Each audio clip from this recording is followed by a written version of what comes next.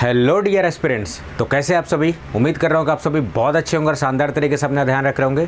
So today in this session we are going to talk about the official answer key release by this agency, recruitment agency for the vacancy of Aam Aadmi मोहल्ला clinic pharmacist vacancy.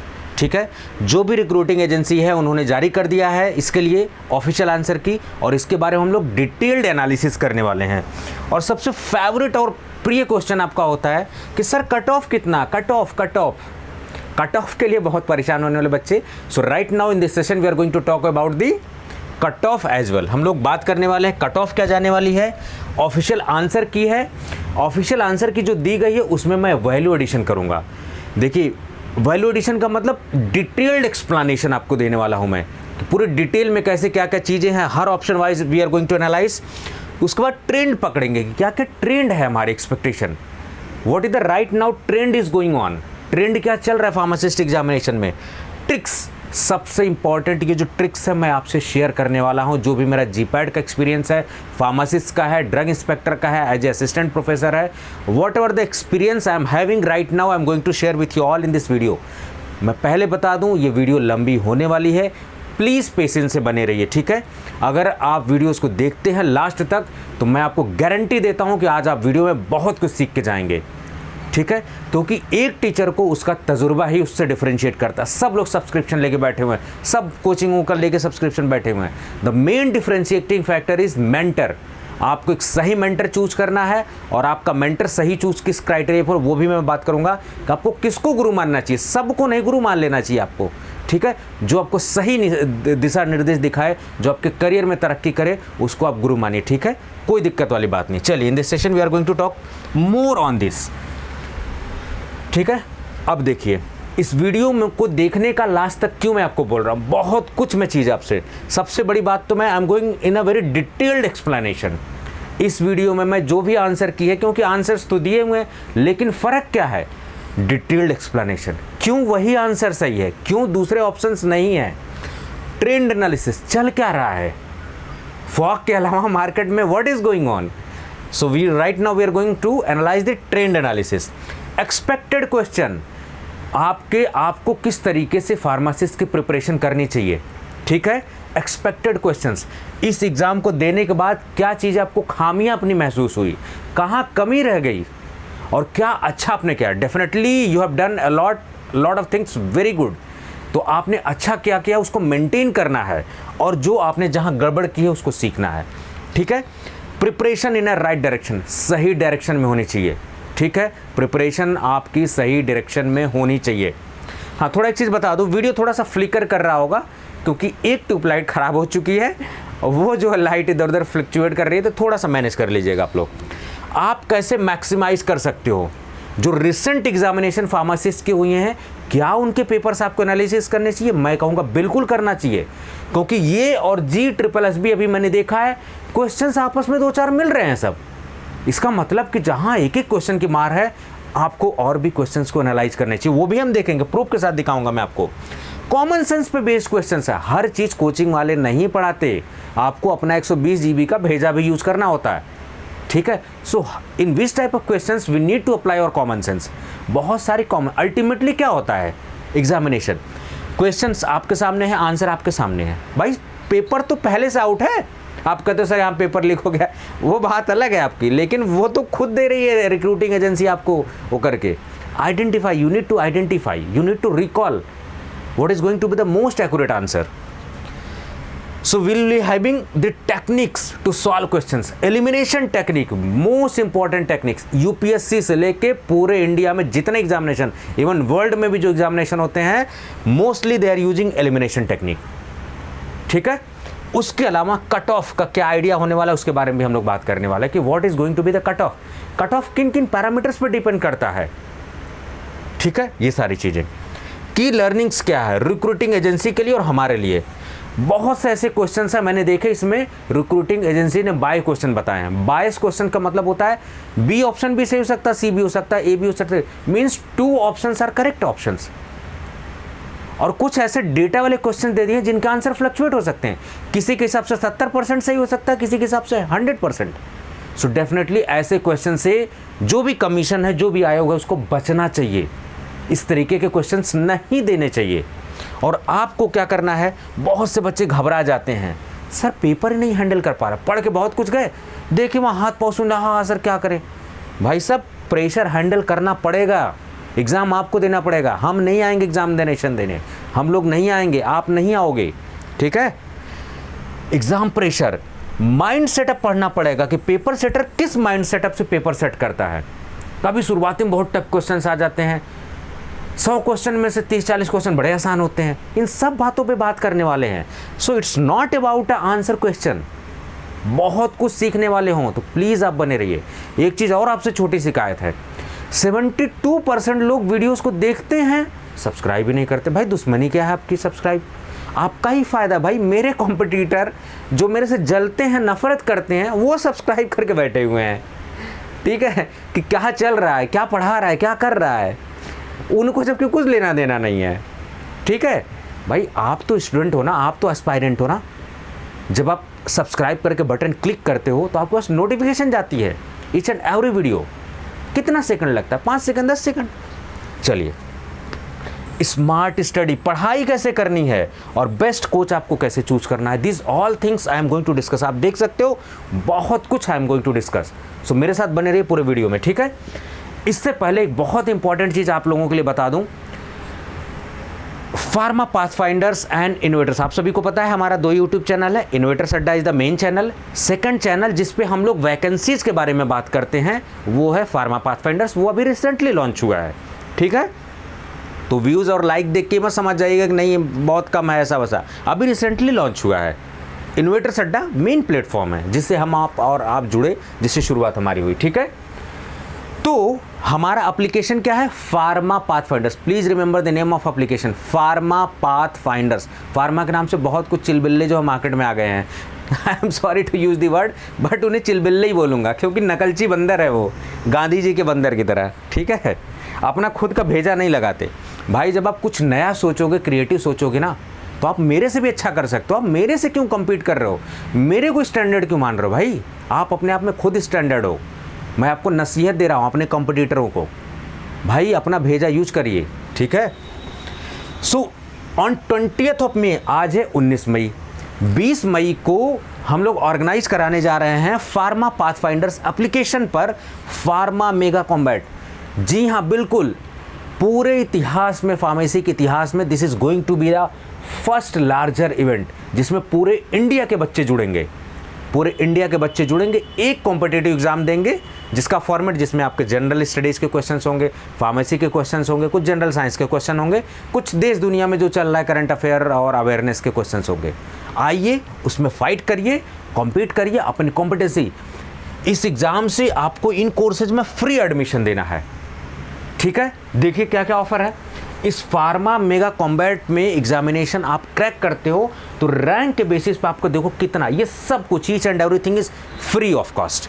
एक चवन्नी आपसे नहीं लिया जाने वाला है। अगर आपकी रैंक 1 आती है तो पूरा जीपैट 2023 कोर्स फ्री आपके लिए। 8,000 रुपीज़ का कोर्स है ये मिनिमम। मार्केट में जाओगे 12-14 हज़ार का, लेकिन हम तो वैसे ही मिनिमम चार्ज रखे हुए हैं 8,000 रुपीज़। रैंक 2 पे ड्रग इंस्पेक्टर का कोर्स जिसकी कीमत 2500 रुपये अभी फिलहाल है, फ्री में मिलेगा आपको। रैंक 3 ले आते हैं तो पूरा फार्मासिस्ट का कोर्स, जिसका कोर्स हमने बहुत 999 हज़ार रुपये रखा हुआ है, फ्री में मिलने वाला है। पूरे इंडिया में कोई ऐसी कोचिंग नहीं है जिन्होंने 999 में फार्मासिस्ट का complete course, test series, practice paper, updated video lectures, study material, each and everything, 24/7 service. आप कभी भी कॉल करो, फ़ोन उठेगा, आप कभी भी मैसेज करो, आपका रिप्लाई आएगा। आप कभी भी कोर्स मत भी खरीदो तो भी हमसे आप गाइडेंस मांगोगे, हम आपकी मदद करेंगे।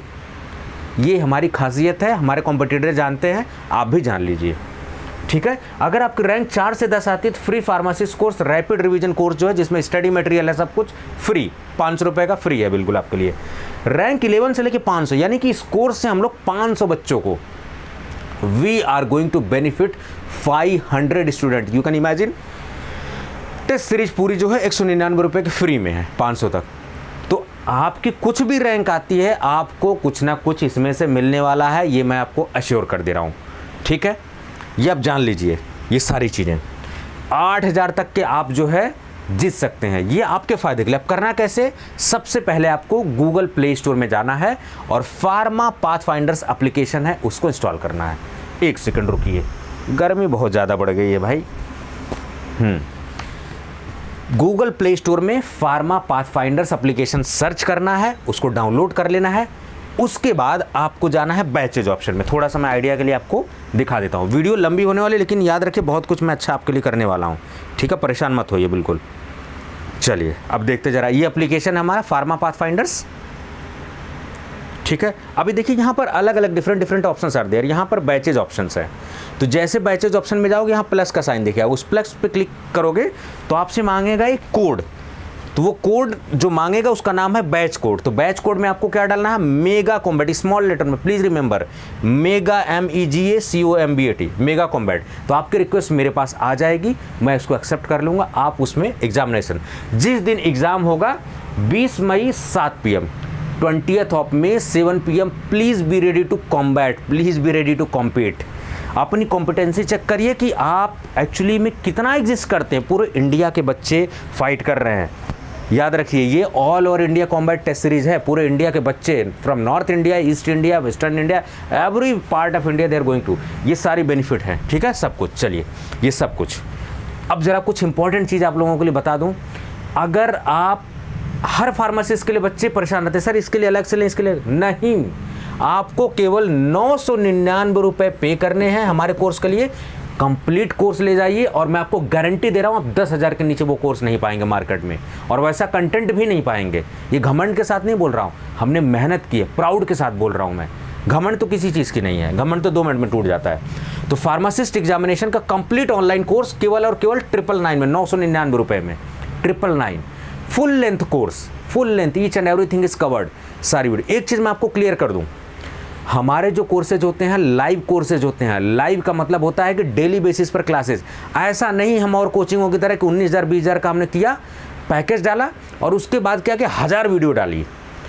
वही 5-6 साल से टीचर पढ़ा के छोड़ के जा चुके, वही वीडियोस हमने डाला, वही DI, वही फलाना फलाना लॉन्च करते जा रहे हैं, लॉन्च करते जा रहे हैं। हर में 1000 video. 1000 video is not feasible to read, नहीं पढ़ पाओगे आप। और 1000, please do not focus on numbers. सब आउटडेटेड वीडियोस हैं, मैं बता रहा हूँ, सब आउटडेटेड वीडियोस हैं, छोटी छोटी वीडियोस हैं। तो बच्चों के दिमाग में आता है कि सर ये तो 1000 वीडियो इनके कोर्स में है, आपके में 300 है। मैं आपको यकीन दिला रहा हूँ, हमारे में 300 है, लेकिन पूरा सिलेबस कंप्लीट है। क्योंकि वो 10-10 मिनट की वीडियोस मैं चाहूँ तो 10 बना दूँ, मैं चाहूँ तो 1 घंटे की बना दूँ। तो आप टैक्टिक्स समझिए, this is a mind game जो आपके साथ खेला जा रहा है। तो अगर वीडियोज कम है डजेंट मीन कि आपका कोर्स कंप्लीट नहीं, कोर्स इज कंप्लीट, कोई भी कोर्स लेंगे।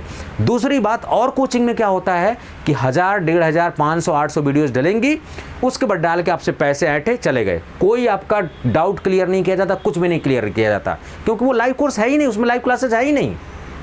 लेकिन हम आपको डेली क्लासेस देते हैं, तो जो 100-150 वीडियोस आपको स्टार्टिंग में दिखती है वो डेली बढ़ती रहेंगी।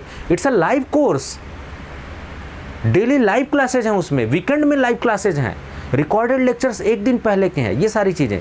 तो अगर कोई आपको भ्रामक फैला रहा है, कोई आपको इस तरीके से बता रहा है, तो प्लीज़ समझिए टैक्टिक को, ठीक है? चलिए, आप 9519980214, ये मेरा व्हाट्सअप नंबर भी, personal number, you can directly call मी, ठीक है? फटाफट, ज़्यादा समय नहीं लेते हैं, आपका समय भी बहुत बहुमूल्य है, ठीक है? ये सारी चीज़ें आपको मिलने वाली है, यहाँ पर आराम से पढ़ लीजिएगा सब कुछ। अनलिमिटेड डाउनलोड का ऑप्शन, अनलिमिटेड व्यू का ऑप्शन है, क्लियरेंस सिस्टम है, आप कॉल करके पूछ दो, प्रैक्टिस MCQs है, प्रीवियस ईयर पेपर है, ऑनलाइन टेस्ट सीरीज है, ऑल इंडिया टेस्ट सीरीज पूरी है, स्मार्ट स्टडी मटेरियल्स है, ये सब GS की क्लासेज। आपको GS की क्लासेस कहीं नहीं मिलेंगी किसी फार्मासिस्ट कोर्स में। GS की क्लासेज आपको दे रहे हैं हम लोग, जनरल स्टडीज़ की, ये सब हैं, डिजिटल बोर्ड पे क्लासेज हैं, ठीक है? DI कोर्स हमारा लॉन्च हुआ है अभी, आज और कल ऑफर में है 2299 में। आप यू कैन इमेजिन जो पूरे बी फार्मा का 4 साल का syllabus, how it is possible? It's quite possible, already we have launch. May month batch में है, रजिस्ट्रेशन स्टार्ट हो गया है, आप ले सकते हैं आराम से। ये जो फार्मासिस्ट कोर्स है ना, पूरे इंडिया में कोई ऐसा फार्मासिस्ट एग्जामिनेशन नहीं बना जिसको आप क्रैक नहीं कर सकते एक्सेप्ट SSC, क्योंकि उसमें नॉन टेक्निकल ज़्यादा पूछा जाता है, लेकिन GS पोर्सन इसमें कवर्ड है SSC का भी, ठीक है? तो ऐसा नहीं कि मदद नहीं मिलेगा, आपको मिलेगी, लेकिन पूरे SIC, CGHS, स्टेट सब इससे कवर है।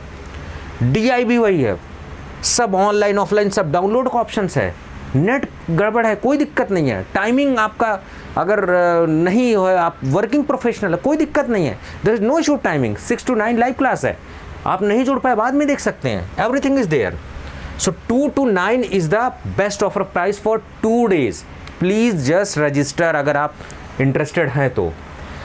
For GPAT 2023 complete 1 year program just at 6,800 rupees. Can you imagine, coupon code लगाइए, 68 रुपये में 2 दिन के लिए आपको ये कोर्स मिल जाएगा। अगर 2 दिन बाद करेंगे प्राइसेज में भी इंक्रीज्ड, ठीक है। ये सब ट्रेंडिंग कोर्सेज हैं, पूरे 1 साल का कोर्स है। GPAT 2022 2 ईयर का कोर्स है। अभी 8,500 में आपको बेस्ट प्राइस में अवेलेबल है, 8,500।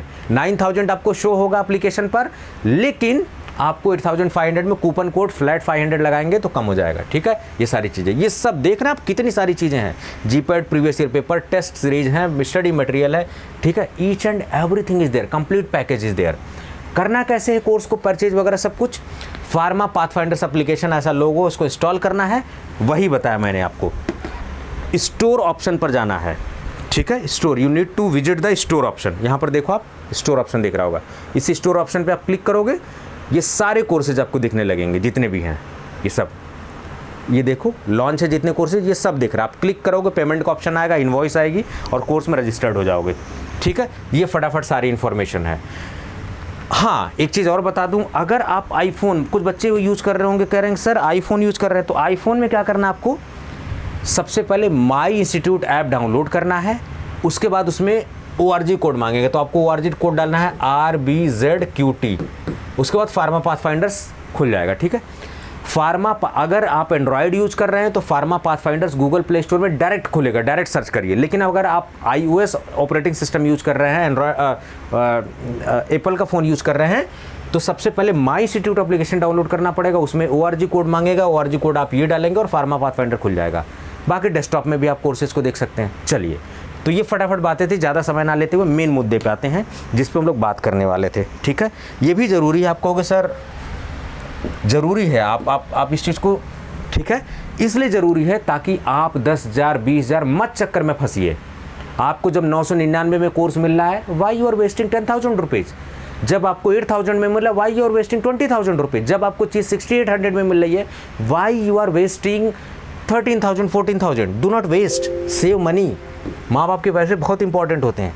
चलिए फटाफट बात करते हैं अब हम लोग यहाँ पर, ठीक है। चलिए 1 मिनट, थोड़ा सा पानी पी लो मैं ज़रा, फिर उसके बाद जो है शुरुआत करते हैं एकदम बिल्कुल।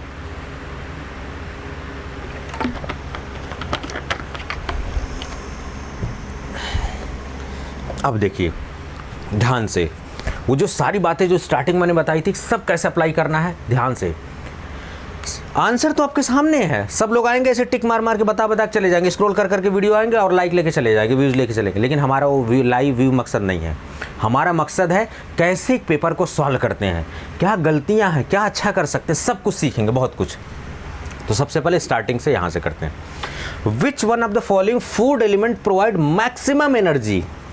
कहाँ से आया हुआ क्वेश्चन आपको समझना पड़ेगा। ये है बायोकेमिस्ट्री का क्वेश्चन, और आपको मैंने जब बायोकेमिस्ट्री में कार्बोहाइड्रेट प्रोटीन फैट पढ़ाया था तो वहाँ बताया हुआ है एग्जैक्टली। तो इस फार्मेसिस्ट कोर्स से पहला क्वेश्चन आ गया है, आप जाके क्रॉस चेक कर लीजिएगा। जो मेरे कोर्स में बच्चे हैं उनको पता है, और जो लोग नए हैं उनके लिए मैं बता रहा हूँ कि कहाँ क्या क्या चीज़ें कहाँ हमारे कोर्स आई हुई है। तो सबसे ज़्यादा देखो लिखा हुआ कार्बोहाइड्रेट 4 कैलोरीज पर ग्राम आपको दिखाता है ज़्यादातर।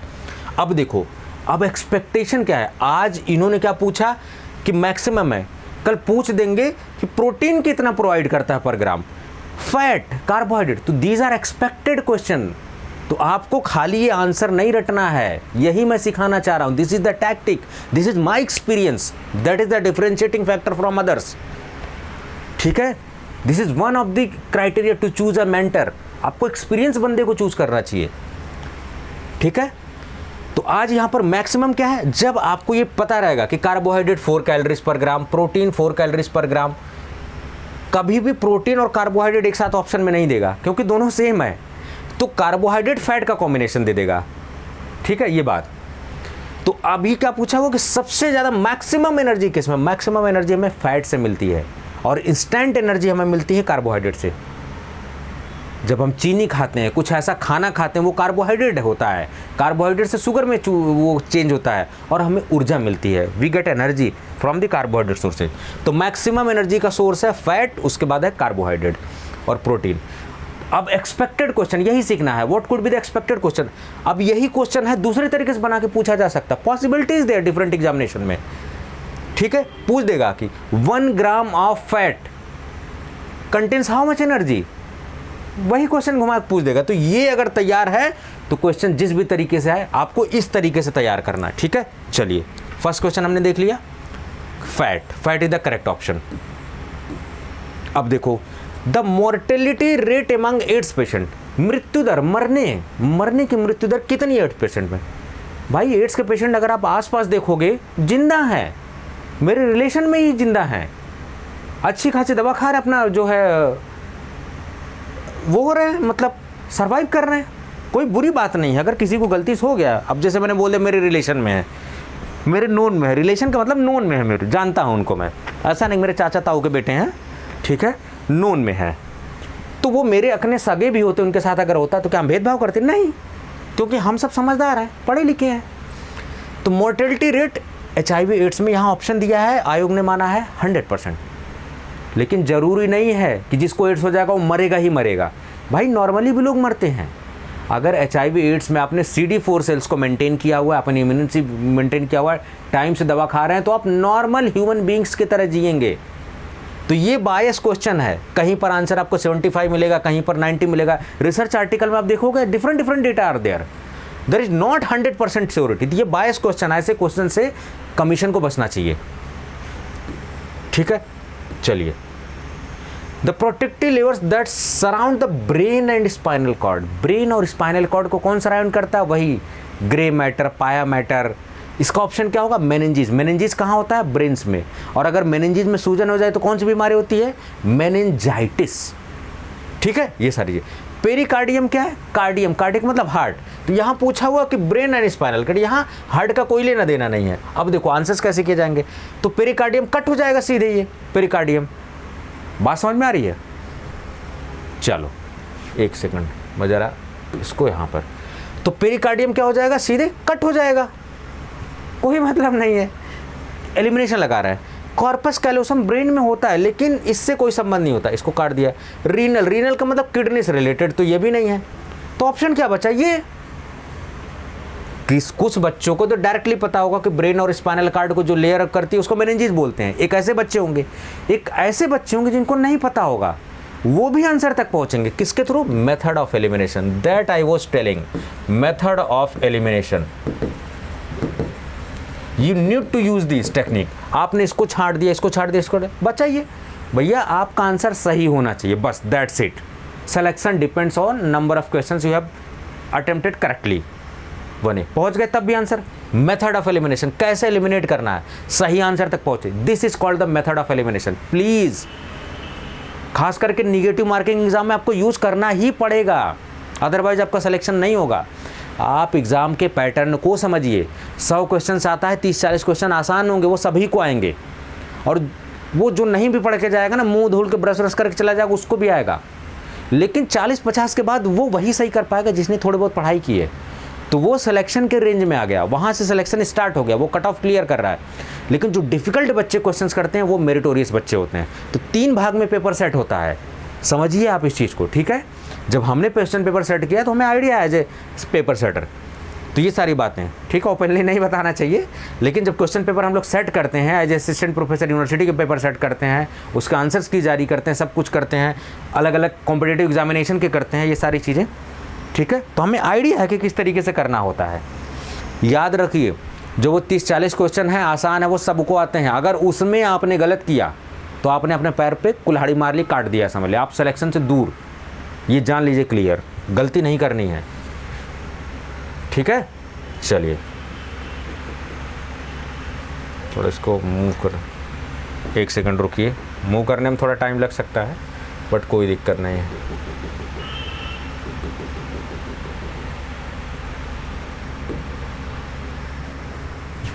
एक सेकंड रुकिए ज़रा। PDF से थोड़ा सा आंसर्स डिस्कस करना थोड़ा मुश्किल होता है, but no issues there, it may take time, but अब देखिए ये वाला जरा देखते हैं, dispensing of medicine would be difficult in absence of pharmacist. अगर फार्मासिस्ट न, अब समझो ये कहाँ से क्वेश्चन पूछा गया, ये डीएसबीएम का क्वेश्चन है भाई साहब, डीएसबीएम का क्वेश्चन है, ठीक है। ये जो जितने फ्लोर सिस्टम है, यानी drug distribution in A hospital वाले चैप्टर से क्वेश्चन पूछा गया है। अलग अलग सिस्टम होता है, फ्लोर सिस्टम, ठीक है, combination system, individual prescription system, unit dose system. Floor lock system का मतलब एक फ्लोर पे जितने पेशेंट हैं उनके लिए अलग से एक डिस्पेंसरी है, वो वहीं से सब दवाई आ रही है, नीचे से मेन मेडिकल स्टोर से नहीं दवा रही है, उसी फ्लोर से दवा रही है, उसको बोलते हैं फ्लोर स्टॉक सिस्टम, ठीक है। फार्मासिस्ट अगर एब्सेंट रहेगा तो सबसे ज़्यादा दिक्कत इंडिविजुअल प्रिस्क्रिप्शन ऑर्डर सिस्टम में। भाई जहाँ पर अलग से मेडिकल स्टोर खोल, वहीं अगर फार्मासिस्ट नहीं है तो फिर कैसे मिलेगी दवा। तो इंडिविजुअल प्रिस्क्रिप्शन ऑर्डर सिस्टम में सबसे टिपिकल होता है। थोड़ा ऊपर देख लें, कुछ छूट तो नहीं रहा है, हाँ ठीक है, चलिए हम लोग सही चल रहे हैं। इत्मीनान से पढ़ते रहिए, 100 क्वेश्चन है, अभी हम लोग चौथे पे हैं, आराम से देखते रहिए।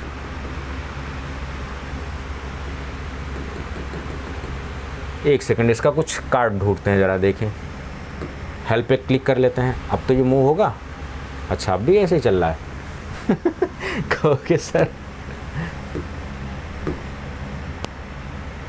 चलो इरेजर पे करके करते हैं। हाँ थोड़ा सा दिक्कत हो रही है, कोई दिक्कत नहीं, ठीक है, इसी से कर लेते हैं, कोई दिक्कत वाली बात नहीं। चलो अब यहाँ से करते हैं इसको 5वें क्वेश्चन पे, ठीक है। हाँ एक सेकंड, बहुत ज़्यादा गर्मी भाई साहब, बहुत ज़्यादा, मतलब हालत एकदम ख़राब है। चलिए अब देखते हैं ज़रा, separation of disperse phase of an emulsion into separate layer. अब कहोगे गुरुजी कहाँ आपने पढ़ाया हुआ है, भाई साहब सूटिक्स वाली प्लेलिस्ट खोलिए, इमल्सन के 2 लेक्चर्स मैंने पढ़ाए हुए हैं। प्रॉब्लम एसोसिएटेड विथ इमल्सन में खोलिए, ये सब पढ़ाए, क्रैकिंग, क्रैकिंग, क्रीमिंग, कोलेसेंस, ये सब पढ़ाया हुआ है।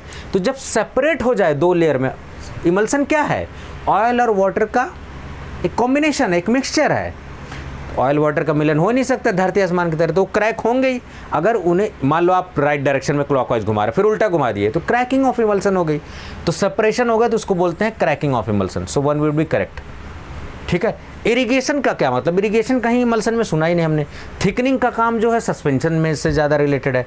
डिस्पर्सिंग का काम कोई मतलब नहीं है, डिस्पर्स करने का मतलब सेपरेशन थोड़ी ना हो रहा है, ठीक है, ये बात समझना पड़ेगा आपको। चलो, the average number of stomata, ध्यान से, स्टोमेटा प्रेजेंट पर स्क्वायर। कुछ बच्चे इतने इम्पेशेंस होते हैं, वीडियोस को पूरा नहीं देखते। वैकेंसीज की डालता हूँ, सर ये एलिजिबिलिटी, अरे भाई साहब पूरी वीडियोस तो देखो। और वही इम्पेशेंस यहाँ क्वेश्चन पेपर में दिखता है। टाइम नहीं देंगे पढ़ने के लिए, कहेंगे गुरुजी टाइम ही नहीं था। भाई साहब टाइम था, आपने टाइम जो है सही से मैनेज नहीं किया, ठीक है। प्लीज़ थोड़ा पेशेंस लाइए, बिना सब्र के कुछ नहीं होने वाला है, इम्पेशेंस मत होइए। वैकेंसी आए अच्छे से पढ़िए, क्वेश्चन आए अच्छे से पढ़िए, क्योंकि अच्छे से पढ़ेंगे तो क्वेश्चन में ही हिंट होते हैं। अब देखो, एवरेज नंबर ऑफ स्टोमेटा की बात कर रहे हैं, प्रेजेंट पर square MM on the leaf epidermis.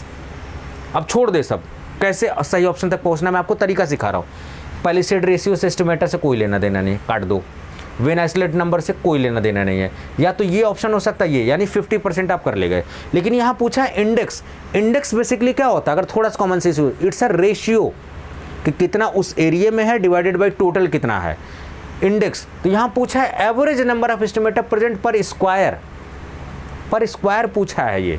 तो इसका मतलब ये नंबर, स्टोमेटल नंबर, ये रेशियोस कोई लेना देना नहीं, इंडेक्स नहीं होगा, stomatal number. So stomatal number is the correct. अब देखो, स्टोमेटल इंडेक्स क्या होता है, leaf is the ratio of the number of stomata to the total number of stomata and epidermal cell. यहाँ कोई पर स्क्वायर ये सब कोई बात नहीं है सीखी गई। जबकि वेन आइसोलेट नंबर क्या है, नंबर ऑफ वेन आइसोलेट पर स्क्वायर एमएम ऑफ लीफ। तो याद रखिए। अब देखिए, अब आपको क्या सीखना है इस क्वेश्चन से, ट्रेंड क्या है, इस तरीके के क्वेश्चन आ रहा है। इसका मतलब आज यहाँ स्टोमेटल इंडेक्स पूछा गया है, कल पैलिसेड रेशियो सवाल आएगा वेन आइसोलेट पे, यानी कि आपको palisade ratio, when isolate number, stomatal index, foaming index, ये सब कॉन्सेप्ट आपको तैयार करने हैं। आज इस पे क्वेश्चन आया है, कल उस पे क्वेश्चन बनेगा। मैं यही सिखाने की कोशिश कर रहा हूँ। That is the experience, that is differentiating factor from others. मैं बार बार तारीफ नहीं कर रहा हूँ, मैं बता रहा हूँ आपको। आपको कैसे सीखनी है चीज़ें, ठीक है। जब आप समय दोगे तो सीखोगे। अब ये आपने तैयार किया, आपको इस तरीके से इसका एक्सप्लेनेशन बनाने हैं ताकि कल को क्वेश्चन घुमा के दूसरे से आए। आप लोग क्या करते हो, खाली टिक लगाया, अरे गुरुजी टिक तो लगा हुआ, आंसर आप वही लगाया बता रहे हो। भाई साहब ये भी बता रहा हूँ आपको, तरीका ही नहीं पता होता सॉल्व कैसे किया जाता है। और तरीका कब आएगा, जब दिए रहोगे खुद। फार्मासिस्ट एग्जामिनेशन जब कभी ज़िंदगी में दिया नहीं रहेगा, ज्ञान बांटोगे, तब तो कुछ नहीं आएगा। मैंने दिया है तो मैं बता रहा हूँ। The most preferred drug to treat severe respiratory infection. Respiratory infection के लिए हम लोग जनरली कोट्राइमोक्सोजोल यूज़ करते हैं। So cotrimoxazole will be correct option, ठीक है। चलिए, बिल्कुल छोटे नहीं कोई क्वेश्चन, कोशिश पूरी यही है। अब देखो, which one of the following is an emulsifying agent of wool fat. Wool fat है तो इमल्सिफाइंग एजेंट, इसको डिजोल्व करने के लिए कुछ चाहिए होगा, तो इसका आंसर है वूल अल्कोहल। वूल अल्कोहल हम लोग यूज़ करते हैं, ठीक है। ये सारी चीज़ थोड़ा अच्छे लेवल का क्वेश्चन आए, ये थोड़ा आपको ध्यान देना पड़ेगा। 8 तक हमने देख लिया, 9। अब देखिए, in ginger all terpenoids are present in form of. अब देखो, अब कहोगे गुरुजी आपने जो पढ़ा है वो तो आया नहीं। भाई साहब वो नहीं आएगा मतलब आएगा, लेकिन जो पढ़ाया हूँ डिक्टो एकदम वैसा ही आ जाए। उसका भाषा देखो, मैंने आपको क्या पढ़ाया, जब जिंजर पढ़ाया मैंने आपको, तो उसमें जिंजेबेरिन के बारे में पढ़ाया था मैंने कि जिंजर की पंजेंसी किसकी वजह से होती है, इसमें ये केमिकल होता है, पूछ लिया इनडायरेक्टली। तो टर्पिनॉइड्स में मैंने टर्पिनॉइड वाला चैप्टर फार्माकोग्नोसी में जब खोलोगे तो इस सवाल का जवाब मिलेगा। देखो इनडायरेक्टली कैसे लैंग्वेज से खेला गया है, जज्बातों के साथ आपके खेला गया है। Terpenoids are present in form. आप देखो, जिंजर से रिलेटेड जिरेनियल तो है नहीं, सिट्रोनिलॉल है नहीं, मेंथॉल है नहीं, तो भाई साहब जिंजेबेरिन ही तो एक ऐसा मिलता जुलता है जिंजर से जो इसके पंजेंसी और सारी प्रॉपर्टीज के लिए रिस्पॉन्सिबल लग रहा है। तो इसका आंसर तो यही होगा, देख के लग रहा है। It is common sense based question. आप कहोगे गुरुजी आपने नहीं पढ़ा, लेकिन मैंने आपको पढ़ाया हुआ कि जिंजर ऑयल में ये जिंजेबेरिन वगैरह है, सारी चीज़ें आपको मैंने आइडिया बताया होगा कि पंजेंसी और ये सारी चीज़ें। अगर आपको थोड़ा बहुत इसका कनेक्शन वहाँ पता है, देखो वही सवाल पढ़ा आपने, लेकिन उसी से थोड़ा सा हिंट मिल गया, आपने सवाल को लगा लिया। इतना ही काफ़ी होता है हिंट सवाल लगाने के लिए, पेपर आउट है। एलिमिनेशन मेथड लगा के मैंने छांट के कर दिया इसको। देखो, the supporting membrane that regulates the temperature and moisture of air coming through the respiratory tract. ये अच्छे लेवल का क्वेश्चन। इसका आंसर है म्यूकस मेम्ब्रेन। म्यूकस मेम्ब्रेन इसको रेगुलेट करने का काम करती है। चलो, अच्छे लेवल का question, it's a good question. अब देखो, अब कहोगे गुरुजी ये कहाँ पढ़ाया है आप लोग तो तुरंत दाना पानी लेके चढ़ जाते हो। आप ध्यान से बता रहा हूँ कहाँ है, जाके देखो जो लोग कोर्स में है। अभी बताता हूँ। कार्डियक ग्लाइकोसाइड समझ में आ गया, ग्लाइकोसाइड में कार्डियक ग्लाइकोसाइड में आपको जाना है। Digitalis is popularly known as, तो भाई साहब 2 जगह है। जब कार्डियक ग्लाइकोसाइड पढ़ाया था तो उसमें मैंने सब्स्टिट्यूट पढ़ाया था, एडल्ट्रेंट्स पढ़ाया था, उसमें अलग अलग foxglove, Spanish foxglove मैंने बताया था आप सबको। वहाँ पर भी इसका आंसर मिलेगा फॉक्स ग्लो। और हाई स्कोरिंग वीडियो में जो ड्रग्स हैं उनकी सिनोनिम्स, यानी कि ड्रग और सिनोनिम्स पे बेस्ड क्वेश्चन फार्मासिस्ट में पूछे जा रहे हैं। तो आपको क्या करना है, मैंने कोग्नोसी जब पढ़ाया था तो आपको बताया था कि बेटा ड्रग्स और उसका सिनोनिम्स का एक चार्ट बना लो। जितनी फार्माकोग्नोसी में इंपॉर्टेंट ड्रग है उसका दूसरे नाम से कैसे जाना जाता है, उसको सिनोनिम्स। तो आज इस पे सवाल डिस्टैलिस पे पूछा है, एसेफोर्टिडा पे पूछ दे कि डेविल्स डंग किसको बोलते हैं, एसेफोर्टिडा। तो आपको पैटर्न पकड़ना है भाई साहब। खाली दूसरे कोचिंग वाले क्या करेंगे, अभी देखोगे हज़ारों वीडियो पड़ी होंगी इस पे, आंसर की कट ऑफ व्यूज़ लेने के लिए मार थंबनेल लगा रखे होंगे, लेकिन कोई अंदर नहीं समझाएगा और आंसर बता देंगे हाँ यही है, मोबाइल वाले वीडियो बना के डाल देंगे। तो फॉक्स ग्लो इसका करेक्ट ऑप्शन है, ठीक है, डिजिटैलिस। चलिए, तो मैंने पढ़ाया हुआ, कोर्स का आया हुआ है।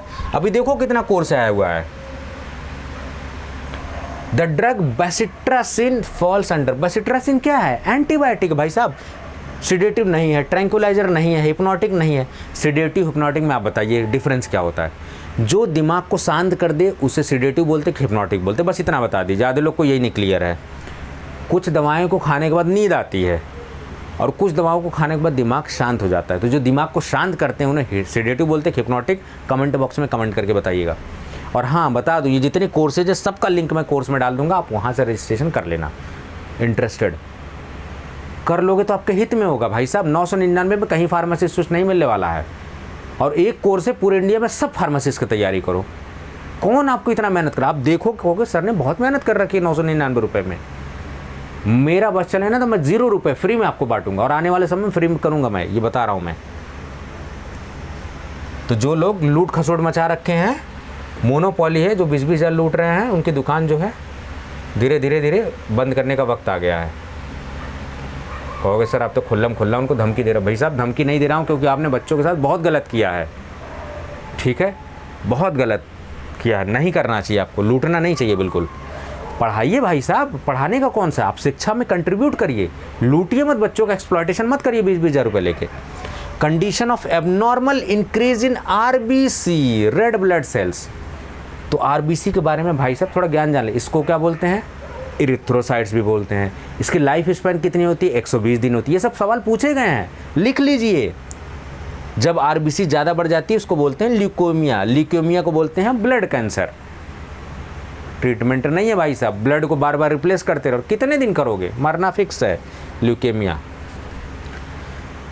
ठीक है। तो अब देखो, अब इससे क्या सीखना है? ल्यूकेमिया, अनीमिया, महिलाओं में सबसे ज़्यादा समस्या अनीमिया की है, तो अनीमिया के बारे में थोड़ा पढ़ना पड़ेगा आपको, ठीक है। आरबीसी, अब यहाँ पूछ दिया आरबीसी बढ़ जाती है, डब्ल्यूबीसी अगर बढ़ जाए तब, डब्ल्यूबीसी या प्लेटलेट बढ़ जाए तब उसको क्या बीमारी बोलेंगे?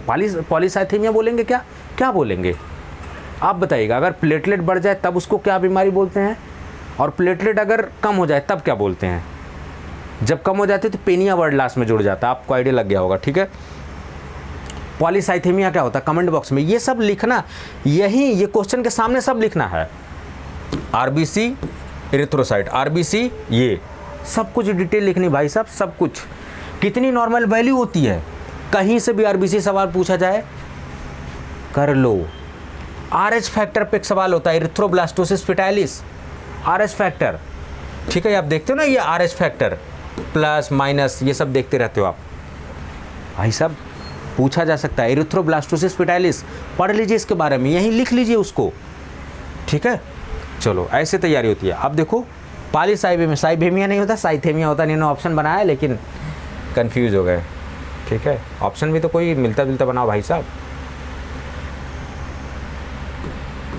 What is the normal blood pressure in human irrespective, देखो आपको कंफ्यूज, क्वेश्चंस बनाने का ट्रिक बता रहा हूँ, एग्जामिनर कैसे परेशान करता है भाई साहब। अब नॉर्मल ब्लड प्रेशर पूछ लेते तो सबको रटा 120/80, 120/80। अभी पूछ ले कौन सिस्टोलिक है कौन डायस्टोलिक है, चक्कर खा के आधे लोग गिर जाएंगे कि सर यो सिस्टोलिक डायस्टोलिक क्या हो गया है। तो पता रहना चाहिए कौन सिस्टोलिक है कौन डायस्टोलिक, और ये भी पता होना चाहिए कि सिस्टोलिक क्यों प्रेशर होता है, क्यों डायस्टोलिक होता है, कॉन्सेप्ट शुड बी क्लियर। यहाँ देखो कंफ्यूज करने के लिए इररिस्पेक्टिव ऑफ एज, एज से क्या लेना देना भाई, नॉर्मल बीपी पूछा है, लेकिन आपको कंफ्यूज करने के लिए आप यहाँ देखोगे इररिस्पेक्टिव लिखा है, 120/80 तो नहीं होगा, अगर ये लिखा है तो कुछ अलग होना चाहिए। आप ये ठोक के चले आए, ठोक के चले आए, वो चाहते हैं कि आप गलत करिए और बाहर जाइए आराम से, ठीक है। वो चाहते हैं कि आपका सिलेक्शन ना हो और आप प्यार से लगाएंगे 120/80, ठीक है। इसलिए समझिए सब धोखा है। चलिए, अब कहोगे सर ये 120/80 कहाँ पढ़ाया है भाई साहब? जब हाइपरटेंशन वाले चैप्टर कोलॉजी में पढ़ाया है, एंटी हाइपरटेंसिव ड्रग पढ़ाने से पहले हाइपरटेंशन पढ़ाया है, अमेरिकन डायबिटीज़ बहुत शानदार पढ़ाया, आप पढ़ो तो जाके, उसमें लिखवाया हुआ है और सभी को पता है यार, बच्चे पता है नॉर्मल बीपी कितना होता है। रूट ऑफ बीसीजी, देखो रूट की स्पेलिंग गलत लिखा हुआ है, जल्दीबाजी में क्वेश्चन पेपर बना दिया। बीसीजी वैक्सीन, मैंने आपको बीसीजी वैक्सीन पढ़ाया और आप कहोगे गुरुजी ये कैसे लगती है, तो आपने बताया ही नहीं। तो भाई साहब एज ए फार्मासिस्ट जब आपने ट्रेनिंग किया होगा तो क्या बीसीजी वैक्सीनेशन लगवाने वाले अस्पताल नहीं आए होंगे? आपको नहीं जानकारी होगी, कुछ आप भी तो पढ़ाई करोगे। मैंने आपको पढ़ाया बीसीजी के बारे में XYZ, लगती कैसे वो भी बताया है, लेकिन आप कहोगे नहीं सर आपने नहीं बताया था ऐसा वैसा फलाना ढिमा का। तो भाई साहब कहीं से सीखना पड़ेगा ना। हॉस्पिटल में जब बीसीजी वैक्सीनेशन लगने आता है, सारी चीज़ जब नर्स वगैरह लगाती हैं तो किस तरीके से लगता है? वो इंट्राडर्मली लगता है, ठीक है, सबक्यूटेनियसली नहीं लगता, ये बात ध्यान रखना। तू कभी कोर्स से ही सब आया हुआ है। Noticeable characteristic symptom of 3rd degree burn, ये किस चैप्टर से है? फर्स्ट एड चैप्टर से। फर्स्ट एड में सब पढ़ाया जाता है, poisoning, antidote, burning, snake bite, ये सब उसमें पढ़ाया जाता है। तो थर्ड डिग्री का मतलब होता है बहुत भयंकर तरीके से, कहते हैं ना कि थर्ड डिग्री टॉर्चर कर रहे हैं, तो थर्ड डिग्री मार मार के कूट कूट के हड्डी तोड़ देते हैं बिल्कुल एकदम। तो थर्ड डिग्री का मतलब समझ जाओ कि बहुत कूटा गया है, बहुत तगड़ा जल गया है बंदा, और जब जल जाएगा एकदम शरीर का पपड़ी बन गया तो उसमें सेंस ही नहीं बचेगा, तो पेन कहाँ से होगा। तो सारे ऑप्शन में देखो, अगर होशियार बच्चा होगा, पेन यहाँ भी है, पेन यहाँ भी, पेन यहाँ भी, इसका मतलब तीनों कॉमन है, ये नहीं होंगे। थोड़ा सा अगर दिमाग बत्ती चालू होगी और यहाँ लिखा नो पेन, इसका मतलब यही अलग दिख रहा है, यही होगा। तो एक तो वो बच्चे होंगे जिनका कॉन्सेप्ट एकदम क्लियर होगा, हिला डुला नहीं होगा। एक वो बच्चे होंगे जो गौर से पढ़ेंगे। इसीलिए कहता हूँ भाई साहब please read the questions carefully, options पढ़ो। क्वेश्चन आसान होते हैं, ऑप्शन से क्वेश्चंस को डिफिकल्ट बनाया जाता है, इसी में घुमा फिरा कर ट्विस्ट करके। Please read the mind setup of examination. मैं बता रहा हूँ किस माइंड सेटअप से मैं सेट करता हूँ और लोग सेट करते हैं।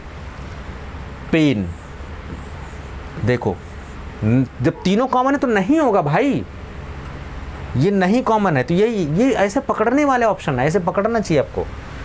कॉमन सेंस लगाओ। जब थर्ड डिग्री बहुत मार मार के कूटा गया है उसको, थर्ड डिग्री का मतलब बहुत भयंकर तरीके से जल गया, बहुत डीप जल गया है, वो सेंसेशन जल गया, पपड़ी बन गया उसका, तो भाई दर्द और काट के निकाल दो, छील के निकाल दो तो भी उसको दर्द नहीं महसूस होगा, तो दर्द तो होगा ही नहीं उसको थर्ड डिग्री वाले को। तो यही ऑप्शन है, नो पेन।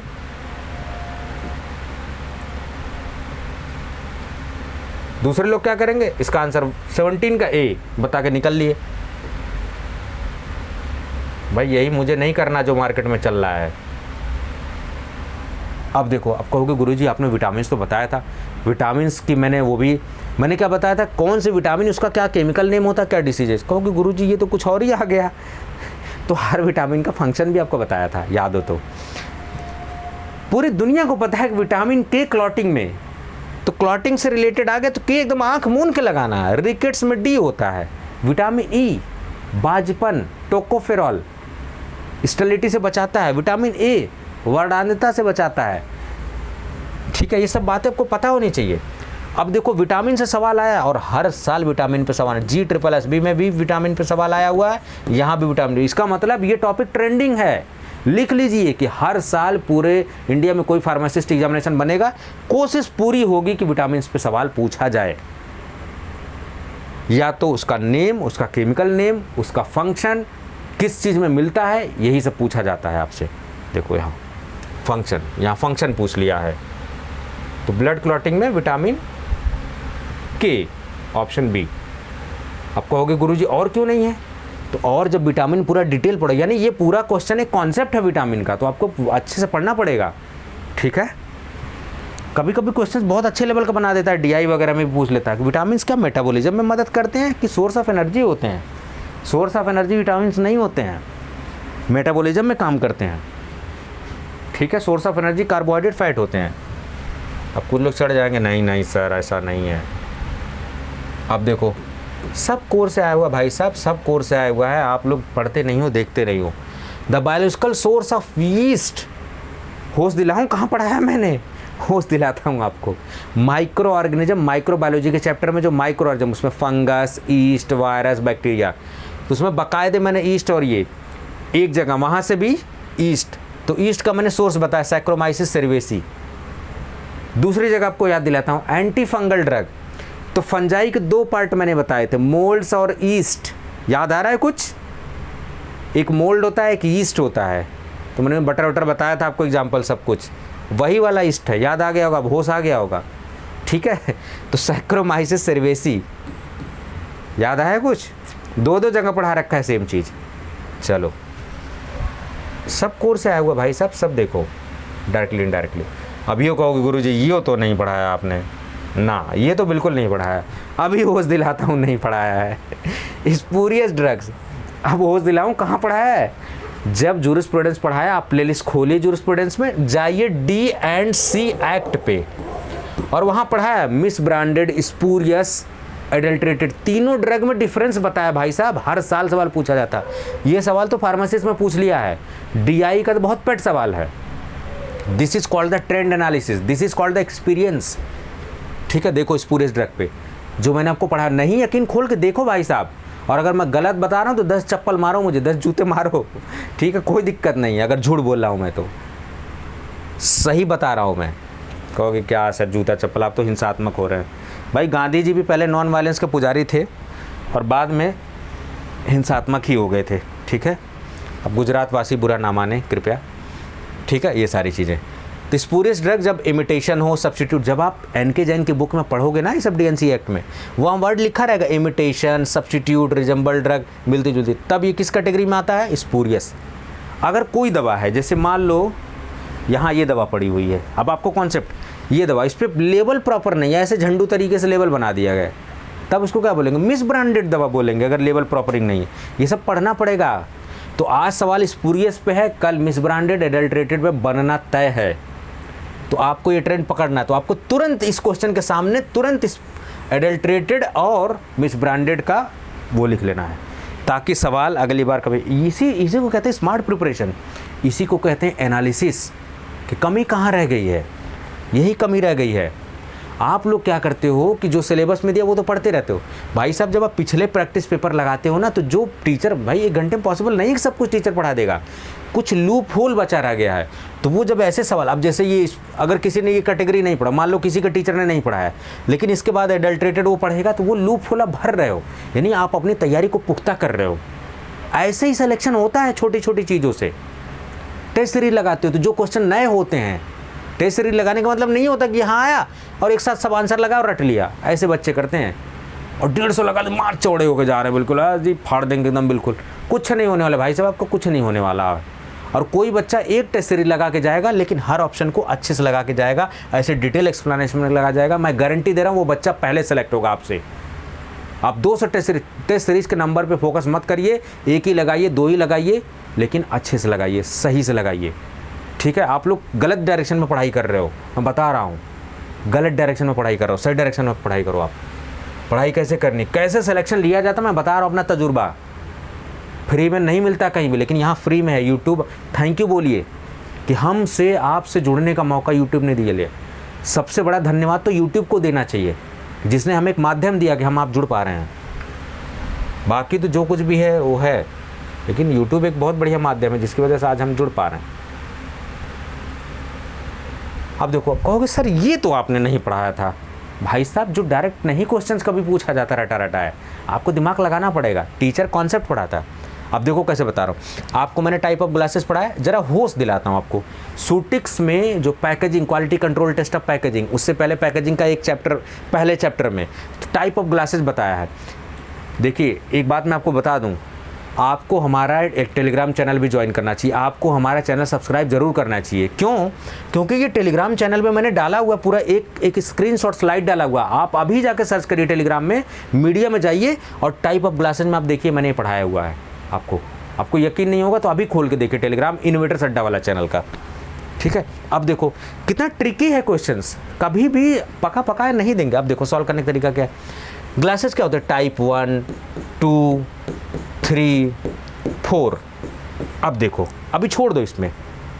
टाइप 1 क्या होता है, बोरोसिलिकेट। टाइप 2 होता है, आपने गुरुजी बताया था, ट्रीटेड सोडा लाइम, SO2 से ट्रीट कर दिया जाता है ताकि अल्कली रिलीज ना हो। ग्लास में सबसे बड़ी समस्या क्या होती है, लीचिंग ऑफ अल्कली। और 3 क्या होता है, soda lime glass, non parental. तो आप जैसे देखोगे अच्छा पेरेंटल के सूटेबल नहीं है, सीधे टाइप 4 नॉन पेरेंटल मार दोगे, लेकिन यहाँ टाइप 4 तो दिया नहीं है। अब देखो यहाँ कितना स्मार्टली टाइप 1, टाइप 2, बोरोसिलिकेट में टाइप 1, 2, 3 दिया है। एक्चुअली ये ऑप्शन टाइप 1, टाइप 2, टाइप 3 ही होना चाहिए, लेकिन यहाँ बोरोसिलिकेट जोड़ के कंफ्यूज किया गया, गलत दिया गया ये, ठीक। ऑप्शन बनाया सही नहीं से गया है, लेकिन फिर भी आपको समझना चाहिए कि टाइप 1 में तो सर, टाइप 1 तो क्या होता है, बोरोसिलिकेट होता है, वो तो पेरेंटल के लिए यूज़ नहीं होता है। Type 2 treated soda lime, sir leaching से बच रहे हैं, हो सकता है यूज किया जा सकता है, चांसेस इज देयर। पूरा क्वेश्चन आप देखो, पूरा ऑप्शन को, ठीक है। Type 3 soda lime glass, sir soda lime glass तो नहीं, अब पढ़ो ध्यान से। Type of glass not suitable for parental preparation, not suitable, तो ऐसे ग्लास जो लीचिंग ज़्यादा करेंगे वो सुटेबल नहीं होंगे। तो टाइप 3 ज़्यादा लीच करता है, क्योंकि टाइप 2 को ट्रीट कर दिया गया है, ठीक है। टाइप 3 को ट्रीट नहीं किया गया है, तो यानी कि अब इस ऑप्शन के हिसाब से सबसे बेस्ट ऑप्शन कौन सा, वो कॉमन सेंस लगा के, तो टाइप 3 क्या है, टाइप 2 तो ट्रीटेड है, तो ट्रीटेड है तो वो तो यूज किया जा सकता है। टाइप 3 ट्रीटेड नहीं है तो वही सबसे गड़बड़। नॉट सुटेबल देखो लिखा, कुछ लोग को नॉट ही नहीं दिखाई देगा, बाद में अरे ससुरा नॉट भी था। Read the questions carefully. चलिए कॉमन सेंस बेस्ड क्वेश्चन था ये। अब देखिए, रटा रटा के आपको थक गया, मैं बता बता थक गया भाई साहब, शेड्यूल से सवाल आएगा आएगा, अपना टाइम आएगा, आ गया लो। अब देखो एकदम स्ट्रेट फॉरवर्ड क्वेश्चन है। जेनरिक दवा, तो जेनरिक दवा क्या होती है? डब्लू, तो आंसर होगा डब्लू। वाई क्या होता है? Clinical trial. एक्स क्या होती है? नशे वाली दवाइयाँ। नशे वाली दवाइयाँ बोले तो देखो, schedule C C1 X course में जूरिस्प्रूडेंस में जब आप जाएंगे तो एक वीडियो मैंने डाल रखी jurisprudence, schedule C C1 x, तीनों में डिफरेंस बहुत है। आज इस पे सवाल पूछा गया, कभी C1 मैक्स में पूछेगा। विटामिन जो पैरेंटरली नहीं दिए जाते वो किसका एग्जाम्पल है? शेड्यूल C1 का एग्जाम्पल है। पैरेंटरल जो इंजेक्शन से दिए जाते हैं सी का एग्जाम्पल है। जितनी नशे वाली दवाइयाँ, sedative, hypnotic, narcotics, schedule x, ये सब ठीक है। एक्स होगा नहीं, वाई में क्लिनिकल ट्रायल, ई में होगा नहीं, शेड्यूल डब्लू ऐसे एलिमिनेट करके लगा लो, पता रहेगा तभी तो एलिमिनेशन लगेगा। चलो, choice of preferred sweetening agent toothpaste में, तो टूथपेस्ट वगैरह क्या होता है? डेंटिफ्राइसेज होते हैं। तो मीठे के लिए क्या है? ग्लिसरीन से क्या करते हैं? चिपचिपा बनाते हैं उसे, ठीक है। तो ग्लिसरीन क्या है? एक मीडियम की तरह यूज़ किया जा रहा है। सुक्रोज नहीं भैया यूज़ करते, कैंडी शुगर नहीं यूज़ करते, कैंडी शुगर वगैरह चॉकलेट में यूज़ करते हैं। सोडियम सैकरीन हम लोग यूज़ करते हैं, बहुत मीठा होता है। जीपैट में सवाल पूछ देता है कि सुक्रोज से सोडियम सैकरीन कितना गुना मीठा है भाई साहब, ये सब सवाल जीपैट में पूछा हुआ है। लेकिन ये है फार्मासिस्ट एग्जामिनेशन, तो आपको मैं शुरुआत में बोला था आपको एग्जाम के रिक्वायरमेंट समझना पड़ेगा। फार्मासिस्ट एग्जामिनेशन में बस एक लाइन में सवाल पूछ दिया, लेकिन जीपैट है तो डीप घुस के पूछेगा उसमें। तो आपको हर एग्ज़ाम के रिक्वायरमेंट समझनी है, हर एग्ज़ाम का लेवल अलग होता है। लेकिन आप एक ही ढर्रे तैयारी करते हो भाई, समझ में नहीं आता ये बात। 23 तक हो गए, चलो गुरुजी 24। द प्रिंसिपल सर्फेक्टेंट शैम्पू, मैंने आपको शैम्पू पढ़ाया हुआ सूटेक्स में, और उसमें एन आयनिक सर्फेक्टेंट सबसे ज़्यादा यूज होता है, तो एनायनिक ऑप्शन है। SLS पढ़ा होगा आपने, समझ गए।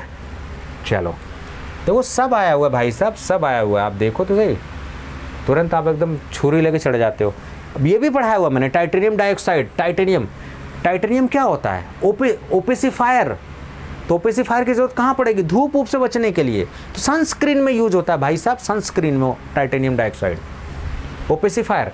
अब इसके बारे में और पढ़ लेना कि ओपेसिफायर होता है ये। कल को क्वेश्चन पूछा जाएगा कि टाइटेनियम डाइऑक्साइड इज, 4 ऑप्शन दे देगा, gelling agent, suspending agent, opacifier. Opacifier is the correct option. तो सबसे तैयार रहिए।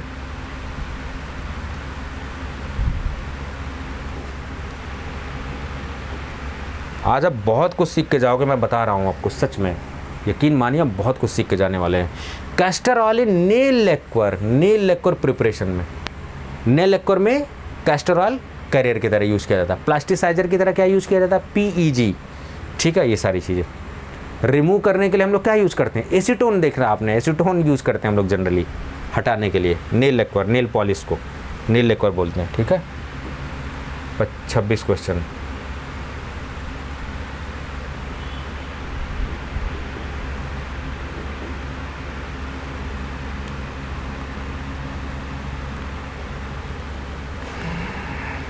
छब्बीस क्वेश्चन हो गया। One of the simplest and fastest test use to evaluate heart function. Heart का टेस्ट कौन सा रिलेटेड है? PET स्कैन किसको बोलते हैं? Positive emission tomography. PET scan किसके लिए है? रिवील मेटाबॉलिक या बायोकेमिकल फंक्शन ऑफ टिश्यू। जब आपका कोई ऑर्गन काम कर रहा नहीं कर रहा टिश्यू, उसके लिए हम लोग क्या करते हैं? PET analysis. तो ये ऑप्शन नहीं होगा। इलेक्ट्रोकार्डियोग्राम, ECG आपने देखा होगा, एक कार्डियोग्राफ होता है, मशीन होती है, कार्डियोग्राम जिस पे लिखा रहता है वो होता है, समझना पड़ेगा आपको, ठीक है। इलेक्ट्रोकार्डियो ये कुछ सही लग रहा है। MRI तो पूरा ब्रेन और का मैग्नेटिक रेजोनेंस, ये सारी चीज़ें आप करते हैं, MRI स्कैनिंग, इमेजिंग, तो ये MRI स्कैन ब्रेन से, ये भी नहीं है। टोटल ब्लड प्रोफाइल नहीं होता, कंप्लीट ब्लड काउंट होता है, CBC प्रोफाइल, जिसमें आप प्लेटलेट, हेमोग्लोबिन ये सब देखते हो, पूरा आ जाता है, उसको CBC बोलते हैं, ठीक है। तो ये भी ऑप्शन है, ये भी ऑप्शन है, ये बस देखो ऑप्शन, या तो सीधे आपको पता है या इनडायरेक्टली आपने सवाल तक पहुँचना है आपको बस, ठीक है। चलो 27 हो गए। 28 which cell of human body possesses the least regenerative, सबसे कम ग्रो करने की पावर। ध्यान देखिए, लीवर सेल्स, आपने सुना होगा लीवर थोड़ा बढ़ गया है साइज, एक्सरे वो करवाया, अल्ट्रासाउंड करवाया, तो इस अच्छा खासा बढ़ता लीवर, तो लीवर नहीं होगा। मसल्स, भाई आज मैं दुबला पतला हूँ, कल बल्ले वल्ले दिख गए, बिल्कुल डब्बे उब्बे से बिल्कुल दिख रहा है ऐसे पूरे, तो भाई साहब मसल भी बहुत ग्रो करती थी, ये भी ऑप्शन नहीं है। लीस्ट पूछा है, सबसे कम। ब्रेन सेल, बोर हड्डी, भाई मैं छोटा जब पैदा हुआ था इतना बड़ा रहूँगा 3 किलो का, अब बड़ा होगा कितना बड़ा होगा, ढकपड़ार भड़का बिल्कुल, तो यानी बोल सच में बढ़ रही है। कॉमन सेंस यूज़ करते, देखो एकदम बिल्कुल देहाती स्टाइल में, एकदम ज़्यादा प्रोफेशनली नहीं, कभी कभी सवाल बहुत ईजिली आ जाते हैं। दिमाग, आपने देखा है किसी का दिमाग की बड़ के एकदम डब्बा हो गया हो? दिमाग के सेल्स में रीजनरेशन पावर बहुत कम होती है, ब्रेन सेल्स, तो याद रखिए सबसे लीस्ट रीजनरेशन कैपेसिटी, क्योंकि न्यूरॉन्स रीजनरेट नहीं होते, इसीलिए एक बार जिसका दिमाग डेड हो जाता है फिनिश, खत्म, ठीक है, कोमा मम चलेगा, खत्म काम। ब्रेन सेल्स, तो ब्रेन सेल्स सबसे लीस्ट जनरेटिव होते हैं, याद रखें। बहुत अच्छा क्वेश्चन पूछा गया है ये।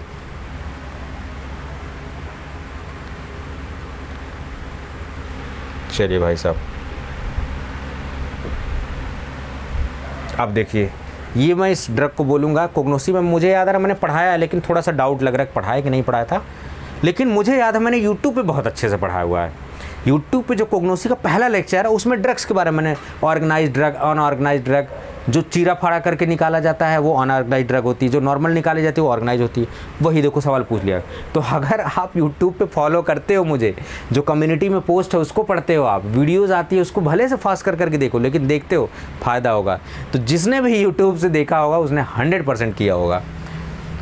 नेचुरल हर्बल ये तो होता ही है, organise unorganise, broadly organise unorganise में आप करते हो। ऑर्गेनाइज ड्रग क्या होती हैं? कंसिस्ट ऑफ सेलुलर टिश्यूज, सीधे डायरेक्ट टिश्यूज वगैरह से मिलते हैं, लेकिन चीड़ा फाड़ा करने के बाद उसमें लिख देते हैं सीजन, इन सीजन के बाद कौन सी ड्रग मिलती है? Unorganise drug, prepared from plant, not direct part होते हैं, प्लांट के पार्ट नहीं होते। चीड़ा उड़ा से कट लगाया, यानी सेकेंडरी मेटाबोलाइट किसके एग्जाम्पल हो जाएंगे? अनऑर्गेनाइज के। जो प्लांट से डायरेक्टली दवा मिल रही है उसको ऑर्गेनाइज बोलेंगे। जो प्लांट में कट लगाया, उसमें से दूध निकला, उसमें से कुछ केमिकल निकला, उससे फिर आपने दवा बनाया मेटाबोलाइट, वो हो गए अनऑर्गेनाइज। तो मेटाबोलाइट, इंसीजन, ड्राइंग, एक्सट्रैक्शन ये सब किया, ठीक है, उसको बोलेंगे अनऑर्गेनाइज ड्रग। तो चलो जी भैया, इसका आंसर हो गया ये, ऑर्गेनाइज अनऑर्गेनाइज। एरोसॉल्स, सूटिक्स में एरोसॉल्स, मुझे लगता है कि कुछ एक्सेप्ट करने में कुछ बुराई नहीं है। एरोसॉल्स टॉपिक अभी पढ़ाऊंगा मैं सूटिक्स में, ये थोड़ा छूट गया है, मुझे ऐसा याद आ रहा। तो मैं अब देखो, अब मेरे लिए भी सीख है कि ये टॉपिक मुझे बच्चों को पढ़ाना चाहिए, छूट गया है। I am really sorry, aerosols में नहीं पढ़ाया सूटिक्स में। तो एरोसॉल्स को कोल्ड एंड प्रेशर फिलिंग से भरते हैं, तो ऑप्शन देखो कहीं पे कोल्ड और प्रेशर है, तो ये वाला ज़्यादा करेक्ट है, ठीक है। अब देखो, एरोसॉल में प्रोपेलेंट के बारे में पूछा जाता है, प्रोपेलेंट का नॉमेनक्लेचर क्या होता है। एरोसॉल्स में और भी सारी कई चीज़ें पूछी जाती हैं, ठीक है, वो सब टॉपिक पढ़ेंगे। 3-4 क्वेश्चन एरोसॉल से बनते हो, सब पढ़ेंगे हम लोग, ठीक है। अब ये छूट गया था, चलो। द सब्सटेंसेज दैट किल और इनहिबिट द ग्रोथ, भाई टॉपिक है यार, सूटिक्स नहीं ध्यान में हर चीज़ आती है, ठीक है। फार्मासिस्ट बैच में इसलिए मैंने नहीं उसको पढ़ाया, मैंने कहा एरोसॉल से क्वेश्चन तो नहीं आएगा, लेकिन देखो पूछ लिया है। जीपैट वाले बैच में पढ़ाऊंगा उसको मैं, लेकिन अब मुझे लग रहा है कि फार्मासिस्ट वाले बैच में भी बताना पड़ेगा इसको। द सब्सटेंसेज दैट किल और inhibit the harmful micro organism, antiseptic, antitussive तो वो खांसी जुकाम वाले होते हैं, ये होगा नहीं। एस्ट्रिंजेंट जो खून उनको जमा देते, फिटकरी कट पिट जाता है तो एस्ट्रिंजेंट। एंटी हेलमेंटिक्स की, जो पेट में हेलमेंटिक्स होते हैं उनको सही करने के लिए, तो 3 ऑप्शन होगा नहीं। एंटीसेप्टिक, आपके दिमाग में आएगा अच्छा इसको मतलब एंटीबायोटिक, एंटीबायोटिक तो ऑप्शन में है नहीं, तो एंटीसेप्टिक, सेप्सिस का मतलब क्या होता है? घाव या इन्फेक्शन हो जाना, ये सारी चीज़ें, ठीक है। थोड़ा एक बार टाइम देख लो, कितना टाइम हुआ वीडियोज़ का। चलिए, बात समझ में आई? 4D ऐसे ऐसे करके आपको समझना है। अब देखो क्वेश्चन, ये बहुत अच्छा क्वेश्चन बनाया है। Name of reagent used in saponification, यानी सैपोनिफिकेशन वैल्यू, आयोडीन वैल्यू, ये सब आपको पढ़ना चाहिए। आज सैपोनिफिकेशन पे क्वेश्चन पूछा गया है, यकीन मानिए कल आयोडीन वैल्यू पे सवाल पूछा जाएगा, इसलिए भाई साहब दोनों को एक साथ पढ़ लीजिए एकदम। सैपोनिफिकेशन वैल्यू में NOH या KOH है इसका आंसर। कैसे? देखो लिखा है, सैपोनिफिकेशन वैल्यू, सैपोनिफिकेशन नंबर क्या represent the number of milligram, कभी कभी डेफिनेशन पूछ लेता है DI में, milligram of potassium hydroxide KOH और सोडियम हाइड्रोक्साइड, देखो required to saponify 1 gram of fat under the condition specified. कितना मिलीग्राम ऑफ पोटेशियम हाइड्रोक्साइड चाहिए सैपोनिफाई करने के लिए 1 ग्राम फैट को। कभी डेफिनेशन से सवाल पूछ देगा, कभी रेजेंट, तो ये रेजेंट पे सवाल पूछा है। तो करेक्ट ऑप्शन यहाँ देखो, इसका मतलब अगर आपको सैपोनिफिकेशन वैल्यू पता है तो आप इसका आंसर लगा लोगे। बात समझ में आई? चलो, अब जब सैपोनिफिकेशन पे पूछ दिया है तो भाई साहब आयोडीन वैल्यू पे सवाल पूछा जाना तय है। तो इसे कहते हैं ट्रेंड एनालिसिस, इसे कहते हैं एक्सपीरियंस, तजुर्बा। तो आयोडीन वैल्यू फटाफट पढ़ लेते हैं। आयोडीन नंबर क्या होता है केमिस्ट्री में? Measure of degree of unsaturation of an oil fat wax, कि कितना नंबर ऑफ आयोडीन लगेगा, that is taken by 100 gram of oil fat. 100 gram of fat या ऑयल है, उसको सैचुरेट करने के लिए ये सारी चीज़ें, कितना आयोडीन लग रहा है वो हमारी क्या है, आयोडीन वैल्यू है।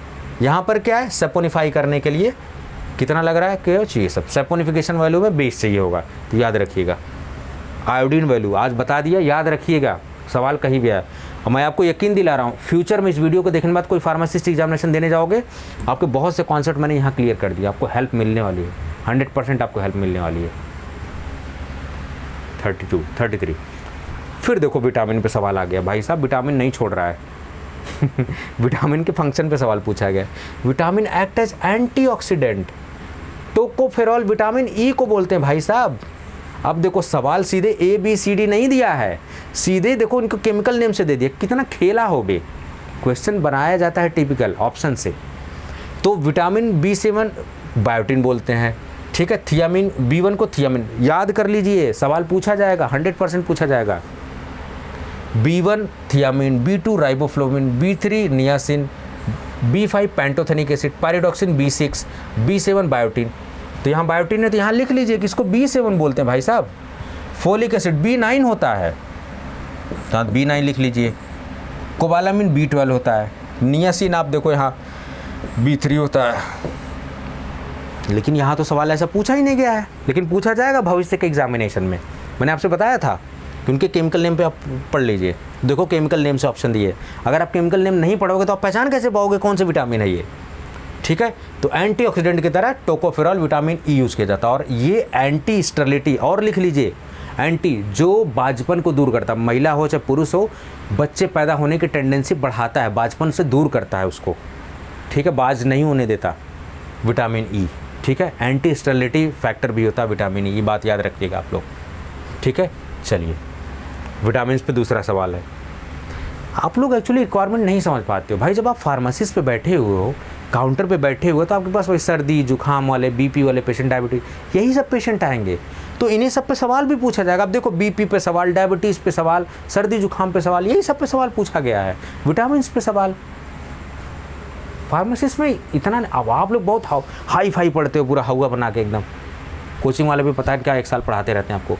आइसोटोनिक, आइसोटोनिक का मतलब होता है ऑस्मोटिक प्रेशर सेम होना चाहिए, ठीक है। तो देखो ऑस्मोटिक प्रेशर वाला कहीं ऑप्शन दिख रहा है, ये भाई साहब GPSSB में पूछा गया था जूनियर फार्मासिस्ट में, अभी जस्ट 9 मई को पेपर हुआ है। सेम क्वेश्चन आप मिला लीजिएगा, सेम ऑप्शन है। इससे क्या होता है, इससे ये साबित होता है कि जब भी आपको एग्ज़ाम देने जाए, चाहे ESIC हो, CGHS, कुछ भी है, जो रिसेंट में फार्मासिस्ट का पेपर हुआ, प्लीज़ कृपा करके उसका आंसर पढ़ लीजिए। 2-3 सवाल आपको जरूर मिलने वाला है। ये GPSSB का स्ट्रेट फॉरवर्ड सवाल है भाई, एक एक सवाल का मार है। और ये सवाल अगर आपने ये GPSSB दिया होगा, जो GPSSB के बाद यहाँ दिया होगा, उनको 100% फ़ायदा मिला होगा। ये GPSSB का जिन्होंने आंसर की देख लिया होगा, ये 100% कर पाए होंगे बच्चे।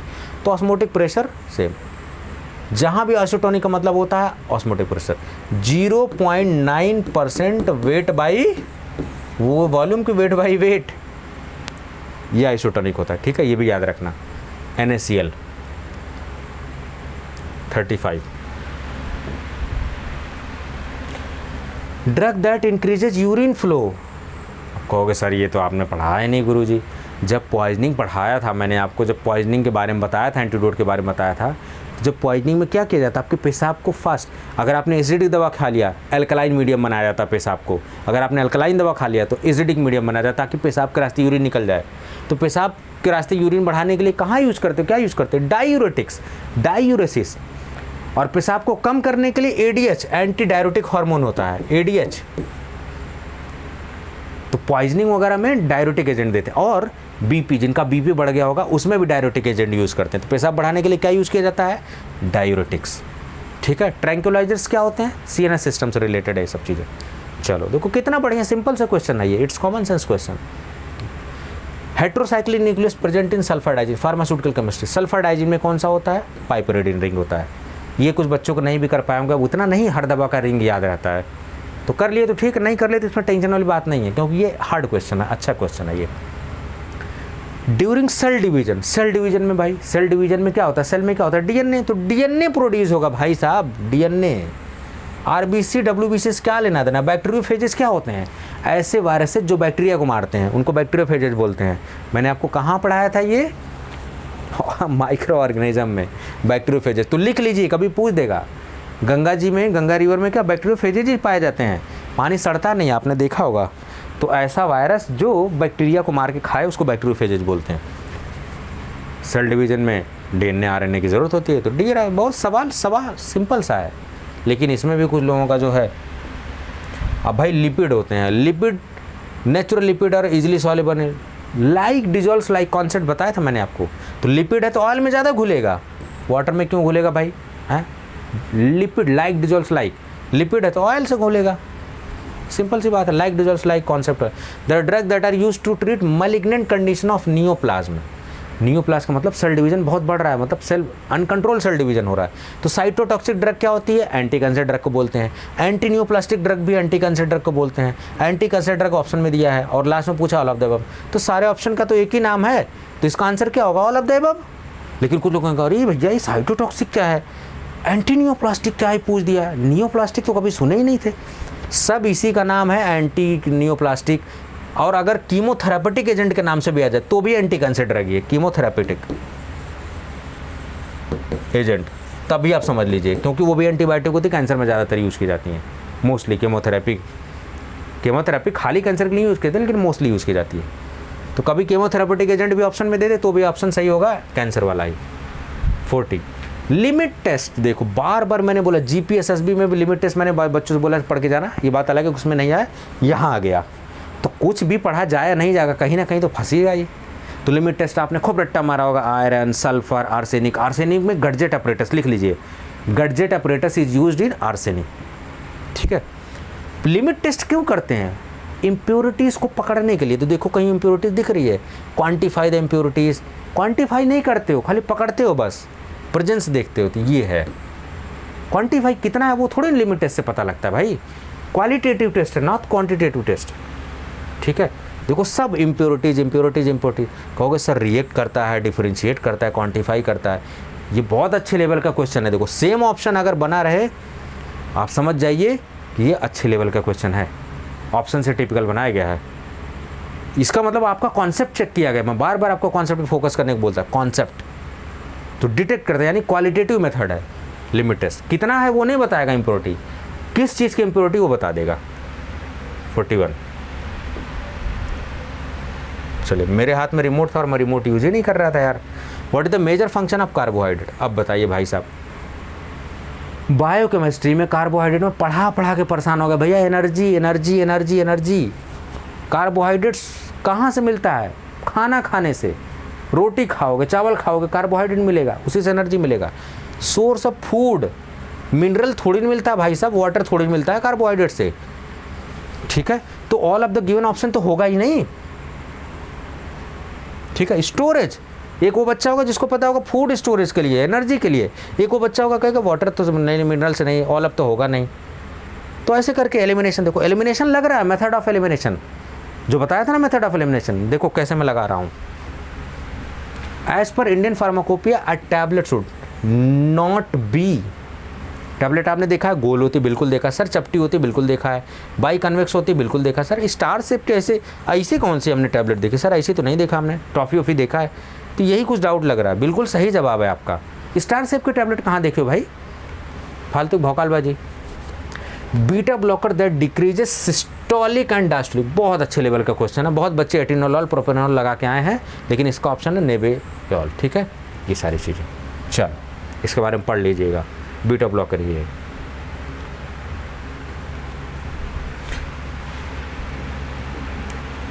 The body part in which endorespiratory drugs are introduce through, endorespiratory, respiratory कैसे जाएगा भाई, नोज के थ्रू ही तो जाएगा।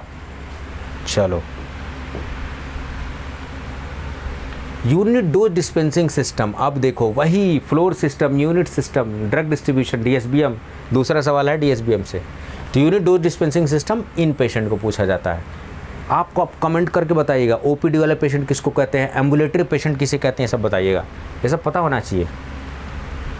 विच of the following does dots represent, भाई साहब डायरेक्ट कोर्स से सवाल आया है। कहोगे सर गुरुजी कहाँ पढ़ाया है, तो अगर आप हमारे यूट्यूब को फॉलोअर हैं तो एंटी ट्यूबरकुलर पढ़ाया है, पक्के इलाज का पक्का वादा बताया था, वीडियो खोल के देखिएगा अभी जाके, यूट्यूब पे भी पढ़ा हुआ डॉट्स।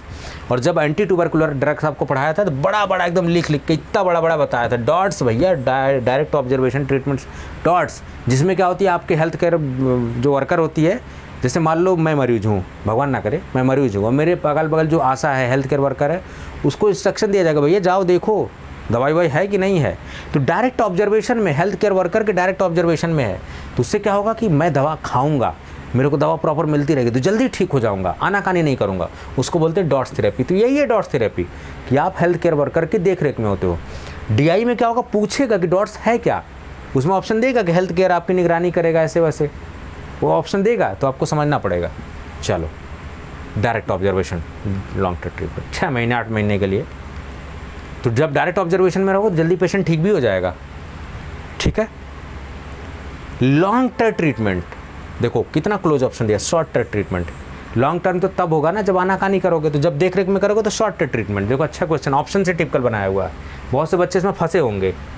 ठीक है, short term treatment.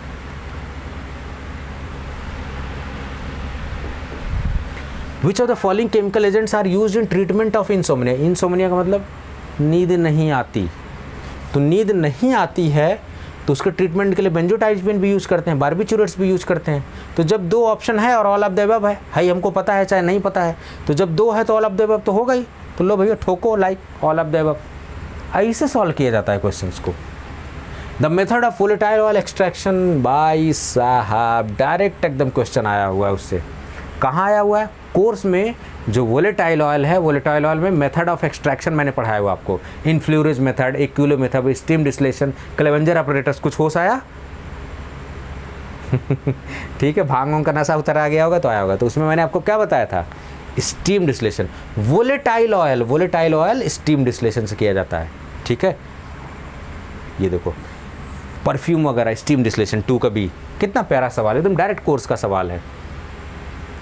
The purpose of pharmaceutical packaging is not applicable to, अब ये पढ़ाने वाली चीज़ नहीं है, मैं पढ़ा चुका हूँ आपको पैकेजिंग में, सूटिक्स में 2 चैप्टर बता। देखो पैकेजिंग पे दूसरा सवाल है, अभी वो भी पैकेजिंग में ग्लास वाला पूछा गया था। अब कॉमन सेंस लगाओ, क्या आप दवा को इसके अंदर पैक कर दी हो तो क्या आप इसके अंदर क्या केमिकल रिएक्शन को रोक लोगे? आप नहीं रोक पाओगे, तो केमिकल सेफ्टी हम नहीं। मार्केटिंग स्ट्रेटजी भैया, ब्रांड डिलीट, ये देखो सब, तो मार्केटिंग स्ट्रेटजी बिल्कुल किसके लिए एप्लीकेबल नहीं है, कुछ लोगों को नॉट नहीं दिखाई देगा, नॉट एप्लीकेबल। मार्केटिंग स्ट्रेटजी के लिए बिल्कुल पैकेजिंग यूज कर रही है, तो यानी ये ऑप्शन तो नहीं होगा। बैरियर प्रोटेक्शन, बाहर से कुछ इन्फेक्शन ना हो, कुछ गंदा वंदा चीज़ इसके अंदर ना जाए, बिल्कुल सही बात है, तो ये भी नहीं ऑप्शन होगा, नॉट यहाँ ऑप्शन में दिया है। फिजिकल प्रोटेक्शन, भाई साहब इसको पिलपिला रहा हूँ, कुछ भी कर रहा हूँ, फिजिकल प्रोटेक्शन हो रहा है, मैं इस पर मुक्का मार दूँ तो भी नहीं निकलेगा, तो ये भी मतलब अप्लीकेबल है। यानी ये सब मकसद हैं पैकेजिंग के, लेकिन इसके अंदर क्या गुड़ गोबर हो रहा है, क्या रिएक्शन हो रही है, ये कौन सा पैकेजिंग थोड़ी ना बचा लेगा ये, तो chemical safety not applicable. Common sense का क्वेश्चन है, समझ बेस्ड क्वेश्चन है, हर चीज़ टीचर नहीं पढ़ाता है, कुछ अपना भेजा भी 120 GB की यूज़ करिए।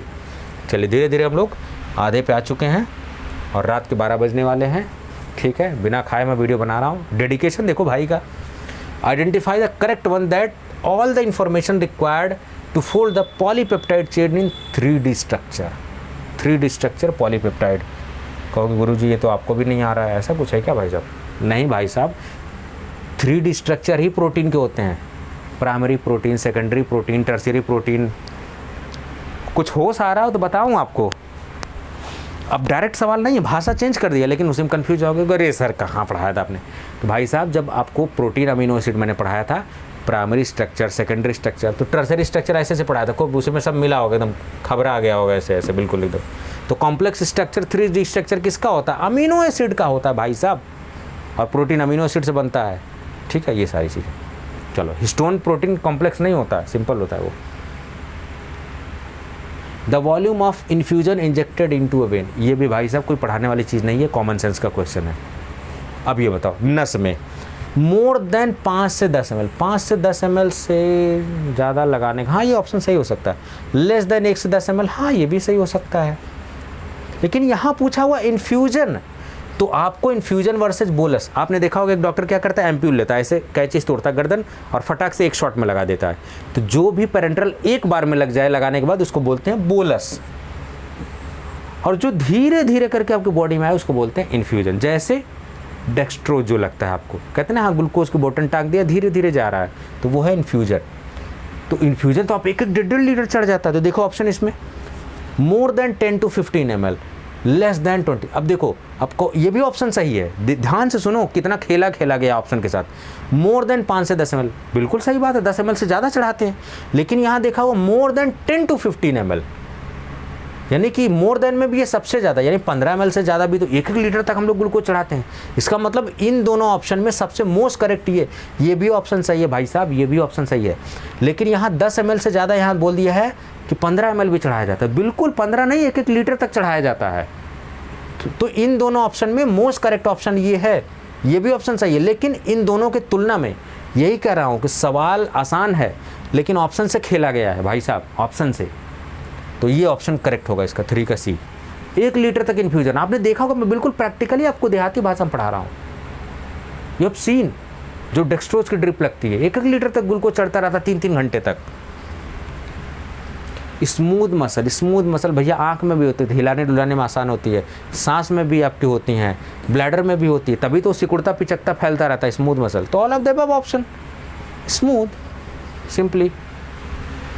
अब देखो, अब तो एकदम बिल्कुल छूरा लेके आ जाओ गुरुजी, अब आप बोलोगे तब पटक के मारेंगे, अब आपने पढ़ाया नहीं है भाई साहब पटक के मारने से पहले देखो ध्यान से क्या है। फिजिकल प्रॉपर्टीज सच है gel strength and viscosity of gelatin. याद दिलाऊं कुछ कैप्सूल पढ़ाया था, उसमें एक चीज़ बढ़ाई थी मैंने आपको, ब्लूम स्ट्रेंथ। कुछ होश आ रहा हो अगर तो कैप्सूल में 250 से 300 वैल्यू बताई थी, उसकी स्ट्रेंथ नापते हैं जिलेटिन कैप्सूल की, खाली वाले की। तो जब विस्कोसिटी ऑफ जिलेटिन, तो देखो स्टिफनेस फैक्टर कहाँ दिख रहा है, ब्लूम स्ट्रेंथ, एकदम आंख मूंद के लगाओ, ब्लूम स्ट्रेंथ की बात कर रहा है ये। पार्टीशन कोएफिशिएंट से भाई इससे क्या लेना देना है भाई जिलेटिन से, ठीक है। एक एक्वस डिवाइडेड बाय ऑर्गेनिक होता है, तो एक्वस डिवाइडेड बाय ऑर्गेनिक को कोई मैटर नहीं, पार्टीशन कोएफिशिएंट है नहीं, पीएच के केस लेना नहीं, स्टिफनेस से मतलब नहीं है। स्टिफनेस कंफ्यूज करने के लिए दिया गया है, लेकिन विस्कोसिटी और स्ट्रेंथ जिलेटिन की ब्लूम स्ट्रेंथ से होती है। जीपैड में क्या पूछा जाता है, वैल्यू पूछ लेता कि 250 300, तो 250 के आसपास इसकी वैल्यू होती है। तो कुछ सवाल क्या है, लेवल एग्जामिनेशन की रिक्वायरमेंट, जो मैंने टॉपिक लिखा था ना रिक्वायरमेंट, समझो एग्जाम की, वहाँ पर कॉन्सेप्ट पूछा जा रहा है। अमीबियोसिस इज इन्फेक्शन, अमीबियोसिस भैया कहाँ होगा, आंत का इन्फेक्शन है भैया, लीवर एंड डिसीज पढ़ा चुके हैं। डिसीजेज में अमीबियोसिस, HECP सब्जेक्ट में डिसीजेज जो चैप्टर चला है जिसमें हमने अमीबियोसिस पढ़ा है, आँखियाँ खोल के देखिए, पढ़ा चुके हैं भाई साहब, कोर से सवाल आया हुआ है, सब देखो दिख रहा है। After independence which year Indian pharmacopoeia was made official in India. और मैंने आपको क्या पढ़ाया, इंडियन फार्माकोपिया क्या होता है, उसका एडिशन क्या होता है, कैसे क्या होता है, लेकिन बताया हो भाई साहब कब ऑफिशियल आया, कब IPC आया। तो ऑफिशियल कब आया, 1948 में। चलो तो तैयार रहिए। Which of the following anti helmintic is a natural product. Natural product कौन सा भाई साहब, ये देख लीजिए, आइवरमेक्टिन नेचुरल। डिस्टाइलिस एंटी हेलमेंटिक होता नहीं। क्विनिडीन क्या आता है, एंटी एरिथमिक ड्रग होती है। इमेटिन उल्टे में यूज़ की जाती है, ऐसा कुछ है, इमेटिन उल्टे में यूज़ की जाती है, आप बताइएगा। प्रिपरेशन ऑफ सॉल्यूशन और suspension by the addition of sterile water. एक आपको डब्बा से मिलता है, उसमें पानी भरा आता रहता है शीशी, और एक पाउडर की पुड़िया होती है। इस पाउडर के इसमें घोल के ऐसे शेक करके फिर इंजेक्शन लगा देते हैं, उसको बोलते हैं ड्राई पाउडर फॉर रिकॉन्स्टिट्यूशन। ऐसा क्यों बनाया जाता है, क्योंकि ये जो पानी होता है इसको बोलते हैं वाटर फॉर इंजेक्शन। तो याद रहे कि वाटर फॉर इंजेक्शन क्या पायरोजन से फ्री होता है, आप बताइए, पूछा जा सकता है। Water for injection, purified water, ठीक है, ये सब में डिफरेंस पूछा जाता है भाई साहब, लिख लीजिए, ठीक है। इनडायरेक्टली वाटर फॉर इंजेक्शन का जिक्र हो गया, इसका मतलब इसके बारे में पूरा PhD कर लीजिए आप। तो इस पाउडर को तुरंत घोल के, तो तुरंत क्यों घोल के लगाया जा रहा है, पहले से घोल के क्यों नहीं रखे हुए हैं, क्योंकि ये इसके साथ स्टेबल नहीं है। पति पत्नी में आपस में लड़ाई हो रही तो क्या करेंगे, भैया तुम अपना काम करो, तुम अपना काम करो, कहाँ चोचो मोचो कर रहे हो, ज़बरदस्ती एक दूसरे बाल उखाड़ रहे हो। तो पति पत्नी दोनों को अलग अलग रखा गया है, ठीक है। बात हो रही इनसे, लेकिन जब ज़रूरत है इनकी तब। चलो, reconstitution, dry powder for reconstitution पूछा गया है, बिल्कुल पाउडर्स में मैंने पढ़ाया हुआ आपको। ग्लिसरीन आई में, अब देखो अब कहोगे sir ophthalmic preparation, parental preparation मैंने आपको पढ़ाया होगा। ग्लिसरीन एज ए व्हीकल आप यूज़ कर रहे हो, तो जब कोई चीज़ व्हीकल यूज़ करते हो तो क्या करेगा, आँख को साफ ही तो करेगा। आई को कंस्ट्रिक्ट करने का कोई मतलब नहीं, डायलेट करने का कोई मतलब नहीं है। कॉन्टैक्ट लेंस सोल्यूशन के तौर पर भी यूज़ करते हैं, लेकिन इन्फेक्शन होने का चांस रहता है, इसलिए नहीं यूज़ करते। तो कॉर्नियल धुंधलापन को दूर करने के लिए हम लोग ग्लिसरीन यूज़ कर लेते हैं। चलो, the source of monoclonal antibodies. अब देखो, मैंने कोर्स में आपको मोनोक्लोनल एंटीबॉडीज़ नहीं पढ़ाई है, फार्मासिस्ट के कोर्स में, मैं झूठ नहीं बोलूँगा लेकिन डायरेक्टली इनडायरेक्टली मैंने आपको इनोवेटर्स अड्डा के चैनल पे बताया हुआ है। मोनोक्लोनल एंटीबॉडीज़ कहाँ जाइएगा, एनडीडीएस की जो प्लेलिस्ट है उसमें मोनोक्लोनल एंटीबॉडीज़ पढ़ा रखी मैंने। और मोनोक्लोनल एंटीबॉडीज़ किससे बनती है, प्रोटीन से। किससे बनती है मोनोक्लोनल एंटीबॉडीज़, ये सारी देखो बी लिम्फोसाइट्स से आपकी बनती हैं, ठीक है। तो लिम्फोसाइट्स क्या होती हैं, प्रोटीन होती हैं। इनडायरेक्ट सवाल पूछ, major constituent of raw honey. आप कहोगे सर ये रॉ हनी, अभी आपको डाबर, बाबा रामदेव ये सब फेल हो गया था, खूब चीनी उनी मिला था उसमें, इसीलिए न्यूज़ में आ गया ये। तो रॉ कंस्टिट्यूएंट क्या होता है, फ्रक्टोज। हनी में सबसे ज़्यादा कौन सी शुगर होती है, फ्रक्टोज। तो ऐसे सवाल पूछ दे तो सिट्रिक एसिड भी पता होना चाहिए कहाँ होना चाहिए। पूछ देगा कि चींटी के काटने से कौन सी एसिड रिलीज होती है, फॉर्मिक एसिड। सब सवाल पूछा गया है। Biting of ant releases which acid, formic acid. ये सब याद रहना चाहिए आपको। Substances counteract the effect of poisoning. भैया पॉइजन में एंटीडोट ही तो देते हो भैया, एंटीटसिव तो सर्दी खांसी में देते हो, एंटी इन्फ्लेमेटरी एनेस्थेटिक्स, एनेस्थेटिक बेहोश करने के लिए एंटीडोट। तो यहाँ तो बहुत सिंपल पूछ लिया, लेकिन आपको ड्रग और उनका एंटीडोट याद रखना है। हर साल सवाल पूछा जाता है, GSSB में वहाँ पूछा गया। देखो मैं आपको यही समझाने की कोशिश कर रहा हूँ भाई साहब, नहीं आप समझ रहे हो। मैंने क्या आपको एंटीडोट पूरा कॉन्सेप्ट पढ़ा दिया। एंटीडोट क्या होता है, देखो कॉन्सेप्ट इस एग्जाम में पूछ लिया, किस दवा का कौन सा एंटीडोट होता है वो GSSB में पूछ लिया। तो जो हाई स्कोरिंग टॉपिक्स है उसमें मैंने एंटीडोट क्या होता है, पॉइजन के अगेंस्ट दिया जाता है, वो बात बताइए। तो उससे यहाँ का आंसर सवाल लगा सकते हो। आयरन के पॉइजनिंग में, कॉपर की पॉइजनिंग में कौन सा देते हो, उसमें बता रखा मैंने एंटीडोट। तो जिस तरीके से आज यहाँ पर कॉन्सेप्ट पूछ लिया है, GSSB में वो पूछ लिया है, तो एंटीडोट पे सवाल आएगा ही आएगा भाई साहब। देखो आप समझ ही नहीं रहे हो। अब देखो ये भी तो आपको ट्रेंड पकड़ना है, एंटीडोट आपको अच्छे से पढ़ना है। तो जब आप एंटीडोट पढ़ो तो ये दो चीज़ें ज़रूर पढ़ो, ठीक है। अब देखो एसिड की थियरी होती है, ब्रॉन्स्टेड-लॉरी थियरी, लेवाइस थियरी। तो लेवाइस थियरी में क्या बोला जाता है एसिड बेसिस में, लेवाइस थियरी वो होते हैं जो लोन पेयर एक्सेप्टर होते हैं। ऐसे ट्रिक याद रखिए, एसिड एक्सेप्टर, ऐसे ऐसे गोला बना लीजिए। बेस डोनर होते हैं, एसिड एसिड एक्सेप्टर, और दो ऐसे गोला बना लीजिए, यानी कि लोन पेयर। लोन पेयर का एसिड एक्सेप्टर है तो उसको बोलेंगे लेवाइस थियरी। जब लोन पेयर कोई चीज़ एक्सेप्ट करे तब उसको बोलेंगे एसिड, डोनेट करे तो बेस बोलेंगे, ठीक है। तो ये सारी चीज़ें। एक बात, अब आज लेवाइस थियरी है, कल ब्रॉन्स्टेड-लॉरी पूछ देगा। तो ब्रॉन्स्टेड-लॉरी के हिसाब से एसिड किसको बोलते हैं, जो प्रोटॉन रिलीज करते हैं, H+ आयन रिलीज करते हैं उनको एसिड बोलते हैं, और जो एक्सेप्ट करते हैं उनको बेस बोलते हैं। तो ये देखो लिखा हुआ है, डोनेट H+ आयन या प्रोटॉन उनको बोलते हैं ब्रॉन्स्टेड-लॉरी थियरी के हिसाब से एसिड, और एक्सेप्ट करते हैं तो H+ आयन। तो ये सब याद रखिए। आज लेवाइस थ्योरी में पूछा, देखो एक्सचेंज ऑफ एटम्स नहीं होता, एक्सचेंज ऑफ प्रोटॉन नहीं होता, एक्सचेंज ऑफ मॉलिक्यूल नहीं होता, एक्सचेंज ऑफ इलेक्ट्रॉन होता है। हाँ बिल्कुल होता है इलेक्ट्रॉन, लोन पेयर इलेक्ट्रॉन, ये इलेक्ट्रॉन ही तो है लोन पेयर इलेक्ट्रॉन, ठीक है। प्रोटॉन का कोई नहीं लेना देना, प्रोटॉन का तो लेना देना है किससे, ब्रॉन्स्टेड-लॉरी थियरी से। देखो तो ब्रॉन्स्टेड-लॉरी थियरी इनडायरेक्टली ऑप्शन में पूछा गया है। तो आज ये पूछा जाएगा, कल ये पूछा जाएगा। ट्रेंड को समझिए भाई साहब, ट्रेंड को समझिए। Fresh and dried leaves of tulsi. अब तुलसी ऑसिमम सैंक्टम पूरी दुनिया को पता है, लेकिन आपको इतना नहीं, आपको क्या करना है, इसकी फैमिली भी याद रखनी है। इसमें मेन केमिकल कंस्टिट्यूएंट कौन सा है, तो आप बताइएगा फैमिली कौन सी है, ठीक है। मेन कंस्टिट्यूएंट आपके हैं ओलियोनिक एसिड, अर्सोलिक एसिड, ये याद रखिएगा। अर्सोलिक एसिड बहुत है, रोजमेरिक एसिड, यूजेनॉल और अर्सोलिक एसिड बहुत तुलसी में पाया जाता है, ठीक है। कहाँ यूज़ किया जाता है तुलसी, ये भी याद रखिएगा। कहते हैं हर बीमारियों को जड़ सही से इलाज करता है तुलसी, ऑसिमम सैक्टम। सेंटेलम एल्बम किसको बोलते हैं, ये भी याद रखिएगा। Colchicum autumnale. What is the tissue connecting muscle? Tendon, cartilage, ligament में डिफरेंस है, ये सब पूछा जाता है भाई साहब।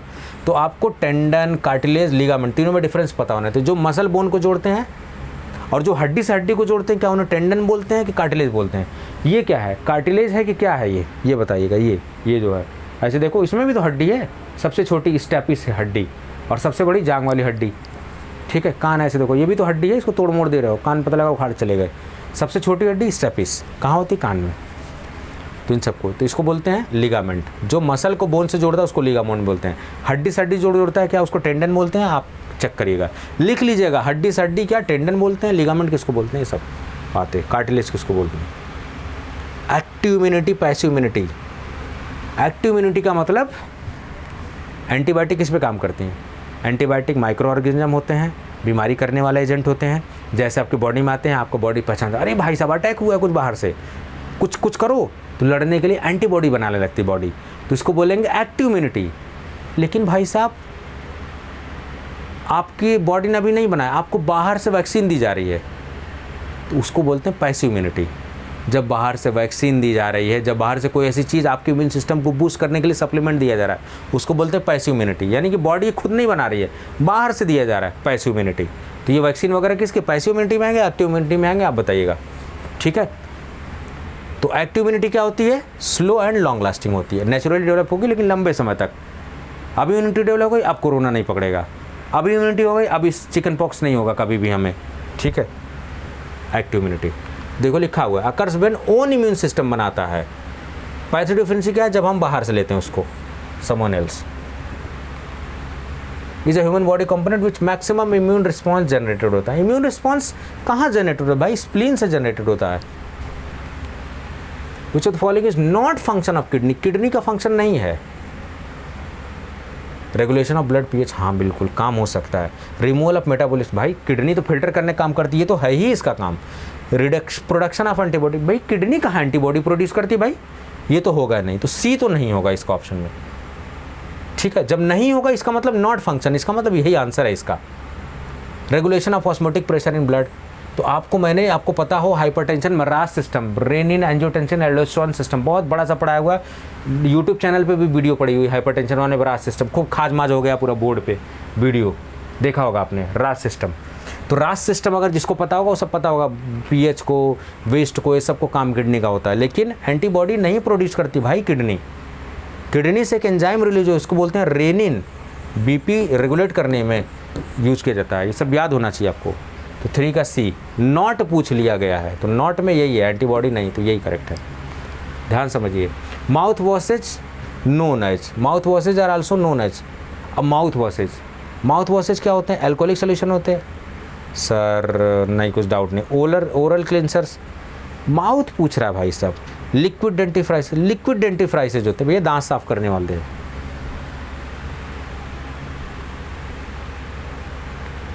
देखो ऑप्शंस कितने क्लोज है।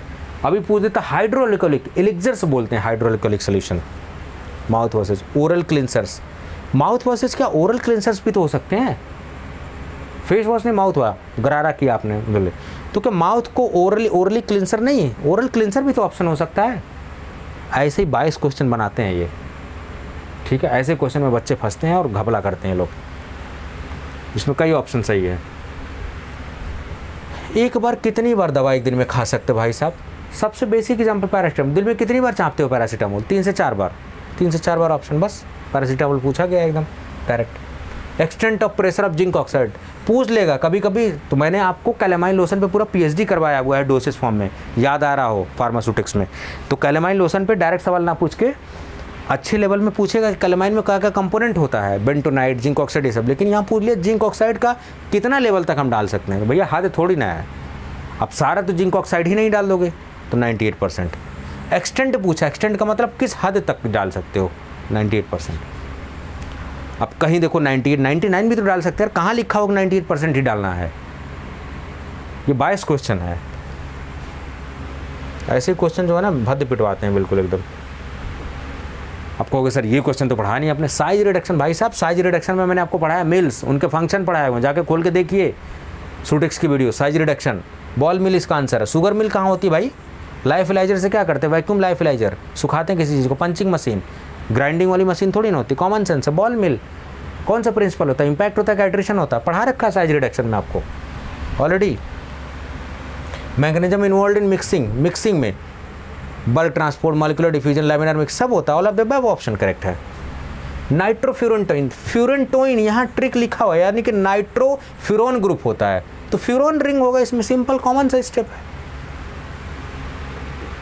इसमें कुछ लगा नहीं। Boiling point 78 degree Celsius, alcohol corresponding temperature, यानी कि सेल्सियस से फ़ारेनहाइट में पूछा है। C/5 इक्वल टू, ऐसे फॉर्मूला का C/5 equal to F-32/9 formula लगाओ और सेल्सियस से फ़ारेनहाइट में कन्वर्ट कर दो, आ जाएगा आंसर। Definition of health. आप कहोगे सर देखो कितना बेसिक मैंने आपको पढ़ाया हुआ है, लेकिन आप लोग अच्छे से नहीं पढ़ते यार। आप लोग सर ये पढ़ा दो, सर वो पढ़ा दो, फलाना पढ़ा दो, दुनिया भर का रिक्वेस्ट डालते रहते हो, लेकिन जो पढ़ा दिया उसमें पढ़ने में कोई इंटरेस्ट नहीं है। जब HECP मैंने पढ़ाया था तो सबसे पहला लेक्चर ही हेल्थ पे था कि हेल्थ किसे कहते हैं, तो मैंने बड़ा बड़ा लिखा हुआ as per WHO health is spiritual, mental, physical, ये सब याद आ रहा है, कुछ होश आ रहा है अगर थोड़ा सा भांग का नशा उतर गया हो तो ये किसके हिसाब से थी, WHO के हिसाब से डेफिनेशन थी भाई साहब। वही देखो पूछ लिया गया, डायरेक्ट सवाल है, यकीन नहीं मानोगे आप, डायरेक्ट सवाल है HECP के पहले लेक्चर से। As per WHO health is physical, spiritual, ये सब बताया मैंने 4-5 पैरामीटर। तो किसके हिसाब से, WHO, देखो फिजिकल, मेंटल, सोशल, ये सब WHO के हिसाब से। सेम सवाल पूछ लिया भाई साहब, एकदम सेम, बहुत बेसिक सवाल पूछा गया। Statement is not true about acetyl salicylic acid. Acetyl salicylic acid बोले तो एस्प्रिन, ब्रांड नेम डिस्प्रिन। अब जरा देखते हैं, एस्प्रिन दर्द निवारक होता है, बुखार भी उतारता है, सूजन भी कम करता है, सही बात लग रही है, सही बात है। Aspirin can cause gastric alteration. आप कहोगे सर ये कहाँ लिखा हुआ है, एकदम चढ़ जाओगे अर्रा के बिल्कुल। भाई साहब आपको NSAIDs पढ़ाया अभी मैंने, तो जब NSAIDs पढ़ाया तो उसमें सबसे बड़ा साइड इफेक्ट क्या होता है, क्योंकि NSAIDs क्या करते हैं, आपके प्रोस्टाग्लैंडिन को इनहिबिट करते हैं, और जब प्रोस्टाग्लैंडिन को इनहिबिट करेंगे तो वो म्यूकस वगैरह बनने नहीं देंगे, तो उससे क्या होगा, ब्लीडिंग होने लगेगी, गैस्ट्रिक म्यूकोसा डिस्टर्ब हो जाएगी, यानी गैस्ट्रिक अपसेट सबसे बड़ा साइड इफेक्ट होता है।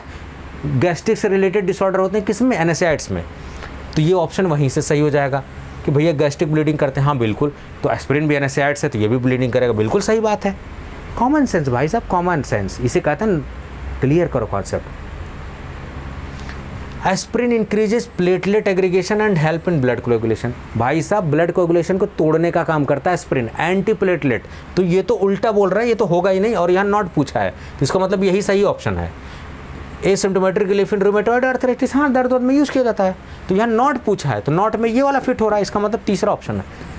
कितना बढ़िया क्वेश्चन पूछा, बिल्कुल DI की तरह घुस के, एकदम अच्छे लेवल का क्वेश्चन है ये। DI में ऐसे घुस घुस पूछते हैं, सैल्यूट करना पड़ेगा जिस एग्जामिनर ने बनाया इस क्वेश्चन को। कुछ किया ना हो, लेकिन ये क्वेश्चन बहुत बढ़िया बनाया हुआ है, दिल खुश कर दिया एकदम बिल्कुल। द लोकेशन पर मैक्सिमम नंबर ऑफ न्यूट्रिएंट, भाई साहब सारी चीज़ों का एब्जॉर्प्शन खेला कहाँ होता है, स्मॉल इंटेस्टाइन, एकदम रटा रटा है स्मॉल इंटेस्टाइन। लीवर में मेटाबोलाइज होता है, पेट में क्या होता है, खाना पचता है, घूमता रहता है, सिमुलेशन होता है। लार्ज इंटेस्टाइन ना, सब तो निकल उकल जाता है, स्मॉल इंटेस्टाइन में सबसे ज़्यादा एब्जॉर्प्शन होता है। एब्जॉर्प्शन बोले तो small intestine. pH equal to PKB, तो यहाँ लिखा हुआ सॉल्ट अपॉन बेस, ये बेसिक बफर की बात कर रहे हैं ये। हैंडरसन हेसलबर्ग इक्वेशन, केमिस्ट्री का सवाल है ये। अब देखो ये सवाल न्यूमेरिकल पूछ दिया किस पे, यंग्स फार्मूला पे, और आपको मैंने पोसोलॉजी पढ़ाया। प्लीज़ आप जाइए, अब तो देखना पड़ेगा, देखो सूटिक्स भर भर के आई हुई है, मानना पड़ेगा। सूटिक्स आप जाओ, पोसोलॉजी वाला चैप्टर खोलो, उसमें मैंने यंग्स फार्मूला बताया है। तो यंग्स फार्मूला क्या होता है, age in year divided by age in year plus 12 into adult dose. भाई साहब यही फार्मूला तो है। तो एज इन ईयर कितनी 6, और divided by age in year कितने 6 प्लस 12 इंटू एडल्ट डोज कितनी 250। तो 6 से कट गया, और ये 12 से इसको कर दो। कहोगे सर ये 6 से कैसे काट दिया, ऐसे कटता है भाई साहब, ये ऐसे मैथ नहीं आती, ऐसे लगाओ 6/18 इंटू 250। तो 6 3 18 और 3 8 24, तो यानी 8 समथिंग ऑप्शन कुछ आएगा। देखो 8 समथिंग कहीं ऑप्शन दिख रहा है? अरे भाई 250 को जब 8 3 का 24, 240, तो 85 कुछ सही ऑप्शन लग रहा है। लो, और इस बच्चे ने भी देखो सही ऑप्शन लगाया है, जिस बच्चे की कॉपी है। एकदम वही फॉर्मूला, यंग्स फॉर्मूला। आज यंग्स फॉर्मूला, कल डीलिंग्स पूछ लेगा, ठीक है। प्रिस्क्रिप्शन वाला 1 fluid ounce equal to 1 kilogram में कितना पाउंड होता है, यूनिट, ये सब पूछा जाता है भाई साहब। वंस डेली का मतलब क्या होता है, SOS का मतलब क्या होता है, प्रिस्क्रिप्शन पढ़ लीजिए, सवाल पूछा जाएगा। ये सब पोसोलॉजी का सवाल है, बिल्कुल एकदम प्यारा सा सवाल है, एकदम भन्ना के लग गया सवाल। देखो mechanism of action of antivenom. Antivenom क्या होता है? कॉम्प्लेक्स फॉर्मेशन, टॉक्सिक मेटाबोलाइट को बाइंड करना, मेटाबोलिक कन्वर्जन। सही है, 4D ऑप्शन। अब देखो 80 सवाल, यानी कि 80 + 20 का रेशियो था। 80 सवाल फार्मेसी पूरा। अब 20 क्या आ गया? कंप्यूटर और GS वाला सवाल। अब देखो जनरल अवेयरनेस और कंप्यूटर वाला सवाल। भाई साहब कंप्यूटर, अब बेसिक सवाल। अब देखो कितना बढ़िया सवाल। आप लोग मूवी भी देखते नहीं यार, देखा करो थोड़ा सा। मिशन मंगल में अक्षय कुमार किसके साथ लीडिंग रोल में है? विद्या बालन के साथ भाई साहब, वही, ठीक है, विद्या बालन। हमारी अधूरी कहानी और नसरुद्दीन शाह के साथ जो मूवी उन्होंने बनाया हुआ है, ठीक है, बहुत सारी मूवी बनाया हुआ विद्या बालन ने। मिशन मंगल में जो अक्षय कुमार की पत्नी का रोल बहुत बढ़िया उसमें दिखाया गया, हाउस वाइफ हो के कितनी बड़ी साइंटिस्ट हैं वो, बढ़िया, ठीक है। तो विद्या बालन ने रोल निभाया भाई साहब। 2 का भी आंसर है, मूवी भी देख लिया करो भाई साहब। इनलैंड वाटरवेज, हमारे इंडिया में बहुत सारी नदी है, लेकिन वाटरवेज 1, वाटरवेज 2, वाटरवेज 3 पढ़े होगे। इलाहाबाद से लेके हल्दिया बंगाल तक वाटरवे बन रहा है। किस नदी पे? गंगा नदी पे। बिहार साहिबगंज हॉल्ट, बनारस में आपने देखा होगा कई सारे हॉल्ट बन रहे हैं। किस नदी पे? गंगा नदी पे बन रहा है। लो भैया, ये सब कॉमन सेंस का सवाल है। Father of computer Charles Babbage, computer Babbage बाबा। सब मैंने आपको क्या बोला था? GS के लिए ल्यूसेंट से पूछा गया है, चार्ल्स बेबेज, ठीक है। इसमें जब लास्ट में जाओगे, देखो ल्यूसेंट रखा हुआ मैंने, लास्ट में जब जाओगे ना डिस्कवरीज वाला चैप्टर में, मिसलेनियस में, उसमें डिस्कवरीज वाले में कंप्यूटर वगैरह का दिया है, ठीक है, पढ़ लेना। इससे मैं एडवर्टाइजमेंट नहीं कर रहा हूँ, बता रहा हूँ। ग्रेटर हिमालय, देखो हिमालय को हिमाद्री बोलते हैं, लेकिन यहाँ पूछा हुआ सह्याद्री। तो जो इंडिया है इस तरीके से है। सबसे पहले देखो इंडिया इस तरीके से, कुछ जम्मू कश्मीर वाला पोर्शन है, फिर इधर बंगाल वाला पोर्शन है, फिर इधर गया है, फिर इधर ऐसे ऐसे करके ऐसे कुछ इस तरीके से हमारा प्यारा भारत है। तो ये जो वेस्टर्न घाट है इसको बोलते हैं सह्याद्री। अब देखिए हिमाद्री सह्याद्री में कन्फ्यूजन किया है, आप कन्फ्यूज होंगे। तो वेस्टर्न घाट को बोलते हैं सह्याद्री, और हिमाद्री क्या है? जो यहाँ पर पीक है, जो ट्रांस हिमालयन है, आपके लद्दाख, काराकोरम, जास्कर रेंज, पीर पंजाल, धौलाधार, ठीक है। सेम सवाल DSSS उसमें पूछा हुआ, GPSSB में पूछा हुआ, उसमें ऑर्डर पूछा हुआ सबसे पहले कौन सा है, जास्कर है कि लद्दाख है, कौन सा वो। और वो ना पूछ के इन्होंने क्या कर दिया है, देखो इसका मतलब इस पेपर सेटर ने वो सवाल देखा है, उस पेपर को, उन्होंने वो सवाल ना बोल के ये सब पूछ दिया कि अच्छा ये ना ऑर्डर पूछ के इसको बोलते क्या है, तो हिमाद्री बोलते हैं। हिमाद्री का मतलब जो हमेशा बर्फ़ से ढका रहे, तो बर्फ़ से यही वाला इलाका ढका रहता भाई, ये सब बर्फ़ से नहीं ढका रहता है। सह्याद्री, सह्याद्री का मतलब जो हरा भरा दिखने वाला हो, तो सही सब है हरा भरा। कोंकण तट यहाँ दिखता है, ये सारी चीज़ें, ठीक है। मालाबार तट भी इसी को बोलते हैं। मालाबार तट इधर वेस्टर्न घाट की तरफ, ईस्टर्न घाट की तरफ कोंकण तट होता है। अब कहोगे कि किस भारत का कौन सा कोस्ट कटा फटा ज़्यादा है, तो ज़्यादा रिवर बह के इधर आती हैं कि इधर आती हैं? इधर ज़्यादा रिवर बह के आती हैं सब, गोदावरी, कृष्णा, कावेरी, ये सब नदी आती हैं। तो जिधर नदियाँ ज़्यादा काटती हैं तो उधर का तट कटा फटा होगा, ऐसे होगा, ऐसे ना होके ऐसे टेढ़ा मेढ़ा सा होगा, ऐसे ऐसे।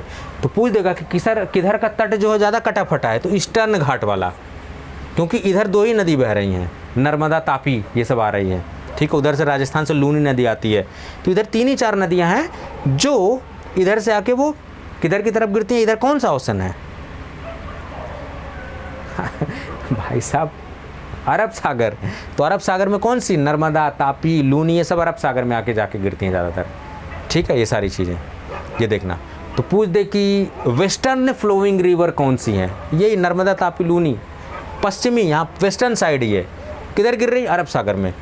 सबसे ज़्यादा नदियाँ किधर काटती छाटती हैं? वेस्टर्न वाली, इधर ज़्यादा नहीं, तो सारी नदियाँ यहाँ से निकल के सब इधर ही आ रही है। तो कटापीटर तट, फ्योर्ड तट यहीं पाया जाएगा। समझ गए? बात समझ गए?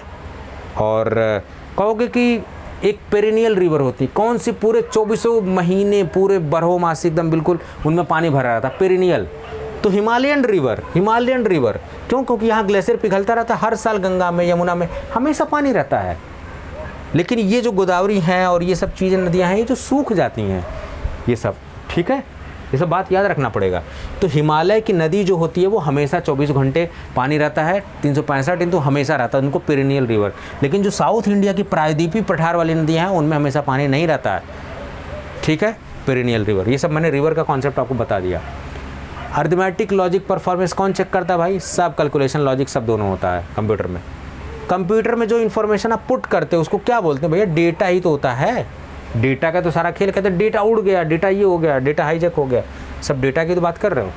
फॉलोइंग स्टेट्स है द लॉन्गेस्ट कोस्ट लाइन भाई साहब। अब देखो, ये देखो कॉन्सेप्ट, इधर यहाँ सर क्रीक वगैरह, यहाँ से पूरा समुद्र स्टार्ट होता है, ये पाकिस्तान लगा हुआ है, ये सब समुद्र लगा हुआ है। यहाँ आपका क्या है? महाराष्ट्र दिख रहा है, यहाँ पे क्या है? कर्नाटका, यहाँ पर क्या है? केरला, यहाँ पर क्या है? चेन्नई, यहाँ पर क्या है? आंध्रा, और यहाँ पर क्या है? उड़ीसा, यहाँ पर क्या पूरा आपको बंगाल दिख रहा है। ये सारी चीज़ आपको दिख रहे होंगे। लेकिन सबसे बड़ा जो तट देखोगे ना, ये घूम फिर के, ये जो ऐसे ऐसे ऐसे ऐसे, तो सबसे बड़ा घुमा फिरा के तट जो है ना वो इधर इधर इधर इधर गुजरात का। तो याद रखिए कि सबसे बड़ी कोस्ट लाइन गुजरात की है। द्वारिका और एकाधीश आप लोग घूमने जाते होंगे, सबसे बड़ा तट। और अगर पूछ दिया जाए कि कौन सा भारत का पड़ोसी देश है, तो इसी के बगल में ये क्या है? पूरा बांग्लादेश है। ऐसे ऐसे ऐसे कटा पिटा है बांग्लादेश, इधर म्यांमार है। तो देखो बांग्लादेश के साथ देखो कोस्ट लाइन कितनी बहुत बड़ी है, यानी बांग्लादेश ऐसे ऐसे बहुत पूरा बॉर्डर को चार, इधर त्रिपुरा वो सब घेरा हुआ है। तो भारत का सबसे ज़्यादा किसके साथ बॉर्डर लगता है? तो भाई सब चाइना के साथ नहीं लगता, बांग्लादेश के साथ लगता है सबसे ज़्यादा, क्योंकि ये देखो ऐसे चारों तरफ से घेरा हुआ है, बिल्कुल तीनों तरफ से। और कोस्ट लाइन सबसे ज़्यादा गुजरात की। ये सब कॉन्सेप्ट है, कोई बताएगा नहीं आपको। एक्सक्लूसिवली ऑन इन्वर्टर अड्डा और pharma apartment, not in the number system. भैया नंबर सिस्टम कहाँ गया? लैपटॉप देखो, ये सब कॉमन सेंस पे बेस पूछा गया। आप कहोगे सर क्या कंप्यूटर के लिए कोचिंग लेनी पड़ेगी? भाई साहब लेकिन काहे के लिए कोचिंग करोगे? कभी ना कभी तो कंप्यूटर यूज़ किए होगे। खुल जा भाई साहब। अब देखो क्या पूछा हुआ है? Number keypad. नंबर कीपैड में यहाँ देखो क्या पूछा? कंट्रोल। तो नंबर कीपैड में देखो आपको, अब ये जैसे छोटा वाला लैपटॉप है, तो नंबर कीपैड में आपको कंट्रोल भी दिख रहा है, डिलीट भी दिख रहा है, एंटर भी दिख रहा है, ये सारी चीज़ दिख रही। Not on the number keypad. Number keypad पे कहाँ होता है? ये नंबर वाले पे कहाँ है? इस नंबर वाले कीपैड पे कहाँ कंट्रोल दिख रहा है? तो कंट्रोल इसका ऑप्शन है। कंट्रोल तो यहाँ दिया है ना, ये वाला नंबर। देखो यहाँ नंबर वाले पे भी नहीं दिया है कंट्रोल, यहाँ पर भी नंबर नहीं दिया है। देख रहे हो नंबर, इस नंबर वाले एरिया में यहाँ नंबर लॉक देखो दिया है, होम दिया है, पेज अप दिया है, एंड दिया है, पेज डाउन दिया है, डिलीट दिया है, देखो यहाँ डिलीट ऑप्शन है, एंटर दिया है। देखो देखो ऑप्शन कितना टेक्निकली बनाया गया है। देखो डिलीट दिया है, देखो यहाँ डिलीट ऑप्शन दिया है, यहाँ देखो डेल दिया है, ये डिलीट दिया है, लिखा हुआ है। दूसरा ऑप्शन देखो एंटर, देखो ये वाले एंटर वाली बटन है। तो ये इस एरिया के बारे में पूछ रहा है ये। उसके बाद पूछ रहा है नंबर लॉक, तो देखो यहाँ ऊपर नंबर लॉक दिखा हुआ है। तो कंट्रोल क्या, यहाँ कंट्रोल कहीं दिख रहा है? नहीं, कंट्रोल यहाँ दिख रहा है। तो आप लोग क्या करते हो? कोचिंग वोचिंग लेने लगते हो कंप्यूटर के लिए भाई साहब, लेकिन बहुत कॉमन सेंस पूछा जाता है यार। किस दुनिया में आप लोग जी रहे हो? देखो कितना ट्रिकी सवाल बनाया गया है। एक आसान से सवाल आधे लोग चक्कर खा के गिर गए होंगे। कंट्रोल नहीं दिया हुआ है नंबर कीपैड में। What is the function of central processing unit? CPU. भैया सीपीयू तो दिमाग है, सब तो करता है, ठीक है, कैलकुलेशन प्रोसेसिंग सब करता है। सीपीयू का डेटा डिलीट करता है। डेटा तो आप डिलीट करते हो भाई ना, ये तो ऑप्शन होगा ही नहीं। Corrupt the data, CPU corrupt करेगा? नहीं करता है। क्या इनवॉइसेस क्रिएट करता है सीपीयू? नहीं, सॉफ्टवेयर करता है, इनवॉइस जनरेट करता है, कैलकुलेशन करता है सीपीयू, दिमाग है। Major folk dance of Rajasthan. Rajasthan Ghoomar. आप कहोगे सर ये कहाँ से पूछ गया? पद्मावत अभी विवादों में थी, करंट न्यूज है ये। घूमर, घूमर जो उसमें डांस है ना घूमर वाला, वही वाला है बिल्कुल। राजस्थान घूमर पूछ दिया गया है। छाऊ डांस कहाँ? गिद्दा डांस कहाँ का? बिहू असम, ठीक है। तो आपको डांस, क्लासिकल डांस हर स्टेट का पता होना चाहिए। कथकली कहाँ का है? कन्नड़ कहाँ का है? ठीक है, ये सब चीज़ें आपको पता होना चाहिए। भरतनाट्यम कहाँ का है? कथकली का भारत का यूपी का क्लासिकल डांस है, बताइएगा आप। ठीक है, चलो। तो जब ये डांस पे आ रहा है, इसका मतलब डांस पे सवाल पूछा जा रहा है भाई साहब। विच की is use in combination with another की to perform specific task.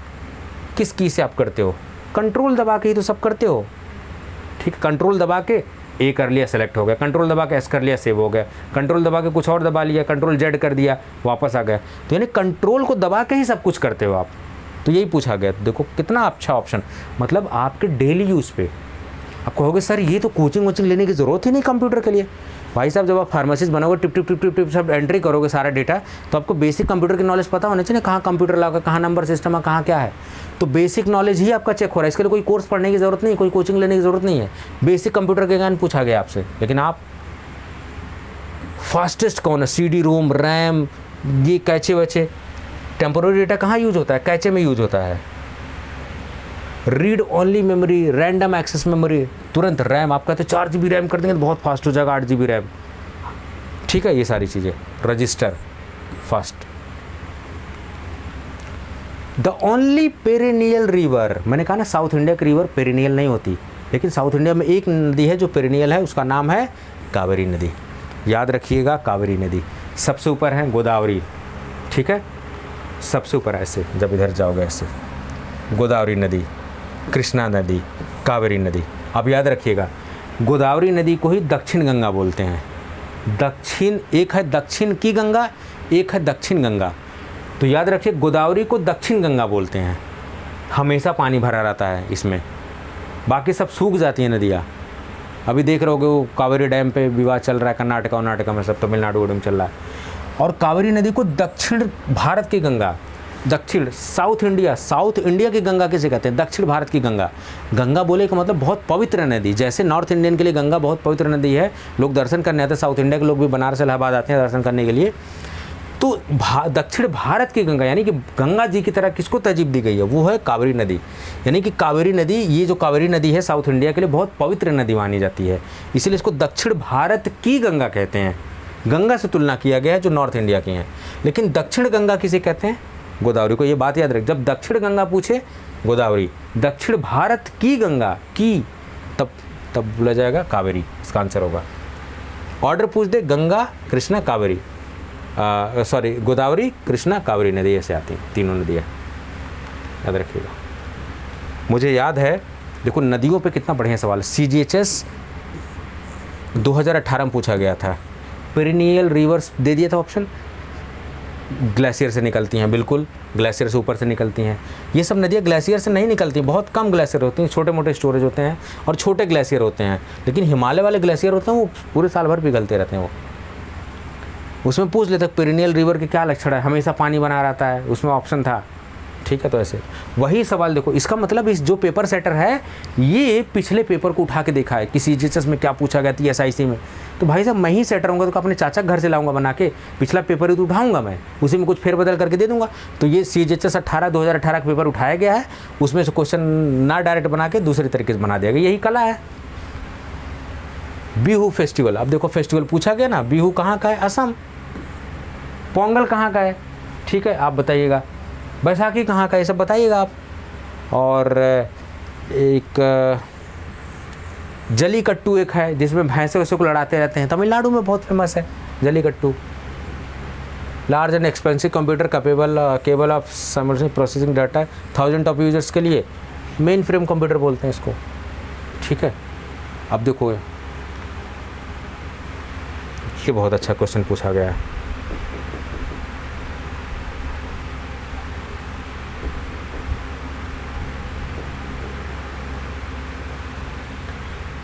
All of the logic and mythical calculation, ये सारी चीज़ें जो है कहाँ होती है? ये सब सेंट्रल प्रोसेसिंग यूनिट, CPU भाई कैलकुलेशन काम करने करता है। ठीक, अब देखो नॉट अ क्लासिकल लैंग्वेज। तो अब देखो ये तो पूछा गया है, लेकिन आपको पूरा कॉन्सेप्ट पढ़ना है।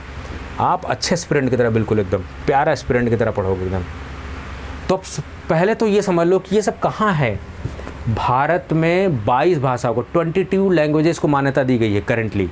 और अगर पूछा जाए, देखो, और ये कहाँ लिखा हुआ है? हमारे कॉन्स्टिट्यूशन में, मैंने आपको GS में लेक्चर में बताया हुआ है। जो पॉलिटिकल लेक्चर उसमें कितने पार्ट हैं, इंडियन कॉन्स्टिट्यूशन है, तो मैंने उसमें बताया 8th शेड्यूल में 22 भाषाओं के बारे में लिखा गया है। लेकिन हमारे पास क्लासिकल लैंग्वेज कितनी है? 6। तो अगर सवाल पूछा जाए कि how many classical languages are there in India, तो आंसर विल बी 6। कौन कौन सी हैं? अब अच्छे लेवल का तो पूछ लेगा कौन नहीं है इसमें क्लासिकल, तो Tamil Nadu, Sanskrit, Kannada, Telugu, Malayalam and Oriya, these are 6 classical languages inside the India. लेकिन भाषा के बारे में कहाँ लिखा गया है संविधान में? 8th शेड्यूल में लिखा गया है, ठीक है। लेकिन 22 भाषाओं को जो है, देखो यहाँ लिखा 8th शेड्यूल में कितनी है? 22 भाषाओं को मान्यता मिली है। उस 22 भाषा में आसामीज़, बंगाली, हिंदी, कन्नड़ा, और ये जो भाषा है इन्हीं का ऑप्शनल पेपर होता है यूपीएससी में। लोग कन्नड़ा में यूपीएससी के पेपर लिखते हैं ऑप्शनल। कोंकणी, मलयालम, मणिपुरी, नेपाली, भैया नेपाल दूसरा देश है, फिर भी नेपाली देश को हमने नेपाल की भाषा को अपने यहाँ लैंग्वेज रखा हुआ, इसीलिए रोटी बेटी का रिश्ता है नेपाल से। पंजाबी, संस्कृत, तमिल, तेलुगु, बोडो जनजाति, संथाली, मैथिली, डोगरी आपने नाम सुना होगा, महाराष्ट्र का इलाका है। मुनव्वर क्या नाम है उसका, जो कॉमेडियन है, मैं नाम उसका भूल रहा हूँ अभी, वो सीज़न भी उसका जीता है लॉकअप का, कंगना रनौत वाला सीज़न जो है, ठीक है। मुनव्वर कुछ नाम है उसका, कॉमेडियन है वो, उसका नाम बोल रहा हूँ। तो ये सब ठीक है, नॉट क्लासिकल। तो देखो उड़िया तो क्लासिकल लैंग्वेज है, कन्नड़ा भी है, तेलुगु भी है, पाली लैंग्वेज नहीं है। पाली वही वाली प्राकृत, पाली, बुद्धिज़्म, जैनिज़्म, आपने नाम सुना होगा, ये सब चीज़ें, ठीक है। तो ये पूरी डिटेल आपको पता होनी चाहिए, तब जाके सवाल लगा पाओगे आप। तो आपसे देखो कितना पूछा जा सकता है कि कहाँ पर क्लासिकल लैंग्वेज कॉन्स्टिट्यूशन में बताए गए 8th शेड्यूल में, कितनी ऑफिशियली 22 ऑफिशियल लैंग्वेज दी गई है, कौन कौन सी, ये सब बता दिया गया, ठीक है। लेकिन क्लासिकल पूछे जब, क्लासिकल तो केवल 6 हैं ये सब, और उसमें पूछ दे which one is not classical, ऐसे भी बना के पूछ सकता है, तो ये नाम याद होना चाहिए। 18 in information system alpha numeric, ठीक, अल्फ़ा न्यूमेरिक ये सारी चीज़ें, नंबर्स और अल्फ़ा करेक्टर। अल्फ़ा न्यूमेरिक यही तो होता है। विवेकानंद रॉक मेमोरियल कन्याकुमारी, बड़ा सा आपने देखा होगा, जो समुद्र के अंदर एक बना हुआ है विवेकानंद, वो रॉक मेमोरियल, वो सारी चीज़ें। अंडमान सेलुलर जेल अंडमान निकोबार में, ठीक है, ये सारी चीज़ें। ललित कला अकेडमी, ललित कला अकेडमी फाइन आर्ट से रिलेटेड है, ये सारी चीज़ें आपने पढ़ा होगा, ठीक है। ललित कला, फाइन आर्ट, लिटरेचर, म्यूज़िक, थोड़ा डाउट लग रहा है, एक बार देखिएगा ललित कला अकेडमी। फाइन आर्ट वैसे है, लेकिन मुझे ललित कला अकेडमी कला है तो हाँ, लिटरेचर म्यूजिक नहीं, नाम ही लिखा हुआ ना कला, देखो यहाँ तो लिखा हुआ, तो आर्ट से, फाइन आर्ट से रिलेटेड है पक्का, ठीक है। चलो, तो आज के लिए इतना रहने देते हैं, और बाकी क्या लर्निंग्स है हमारी वो आते हैं। कहेंगे गुरुजी फिर आप वहीं आ गए, भैया बहुत ज़रूरी है इसको देखना। अब देखो, अब शुरू में मैं आपको बता रहा हूँ तो आपको नहीं बातें समझ में आई होगी, लेकिन अब देखो डिटेल्ड एक्सप्लेनेशन किया, अब आपने सीखा होगा बहुत कुछ, ट्रेंड आपको समझ में आया होगा। करिए गुरुजी, ये तो यही पूछ रहा है। अब आपको ट्रेंड पता लगा होगा, एक्सपेक्टेड क्वेश्चन, अब आपको समझ में आएगा आपको पढ़ाई कैसे करनी है, क्या क्वेश्चन बन सकता है, अब आपके दिमाग में आएंगे। तो expected question, preparation right direction में कैसे होगी आपको समझ में आया होगा। मैक्सिमाइज कैसे, रिसेंट एग्जाम के क्वेश्चन पेपर प्रैक्टिस, जैसे वो CGHS 2018 वाला आया हुआ था, GSSB का क्वेश्चन आया हुआ है। कई क्वेश्चन कॉमन सेंस पे बेस्ड थे भाई साहब, कॉमन सेंस, भेजा खुला हुआ रखना है। एलिमिनेशन टेक्निक देखो हर जगह फिट हो रही थी, एलिमिनेशन। कट ऑफ, जनरली अगर नेगेटिव मार्किंग वाला पेपर नहीं है तो 70 to 80% कट ऑफ जाता है। कट ऑफ कभी भी डिसाइड करना बड़ा मुश्किल होता है, ठीक है, इसलिए फालतू के चक्करों में ना पढ़े जो वीडियोस की, इतना कट ऑफ जाएगा, उतना कट ऑफ जाएगा। कट ऑफ डिपेंड करता है कि कितने कैंडिडेट बैठे हुए थे, पेपर का लेवल क्या था। आपको पेपर देख के लग रहा है कि बहुत ज़्यादा है, ईजी टू मीडियम है पेपर, और आप बहुत हाई फाई पढ़ते हो, डिप्लोमा लेवल का पूछा गया है बिल्कुल एकदम। तो देखा जाए तो 70 से 80 के बीच ठीक ठाक तो एक कैंडिडेट कर ही लेगा, लेकिन मुझे ऐसा लग रहा है कि कट ऑफ जो आपका 60 to 70 के बीच में एग्जिस्ट करेगा, ऐसा लग रहा है मुझे। तो देखते हैं क्या होता है एग्जैक्टली। अब भाई गलत हो जाए तो गाली वाली मत देने आ जाना, ठीक है, एक्सपेक्टेशन सब अलग होती है। की लर्निंग्स क्या है, ठीक है, रिक्रूटिंग एजेंसी को भी सीखना चाहिए, बायस क्वेश्चन मत बनाइए, विवाद उठता है, बच्चों का करियर खराब होता है।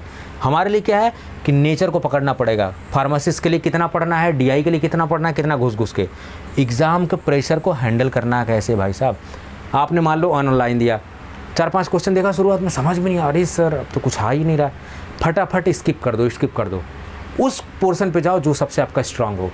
और जब 2-4 क्वेश्चन लगाओगे अपने आप कॉन्फिडेंस चौड़े हो जाओगे बिल्कुल। तो जब मान लो पेपर वैसा वाला आ जाए, ऑफलाइन आ जाए, तो 3-4 पन्ना पलट दो फटाफट, और जो आता है वहाँ से आप चालू करो। तो आपको ऐसे प्रेशर को हैंडल करना है, ये मेरा प्रैक्टिकल एक्सपीरियंस है।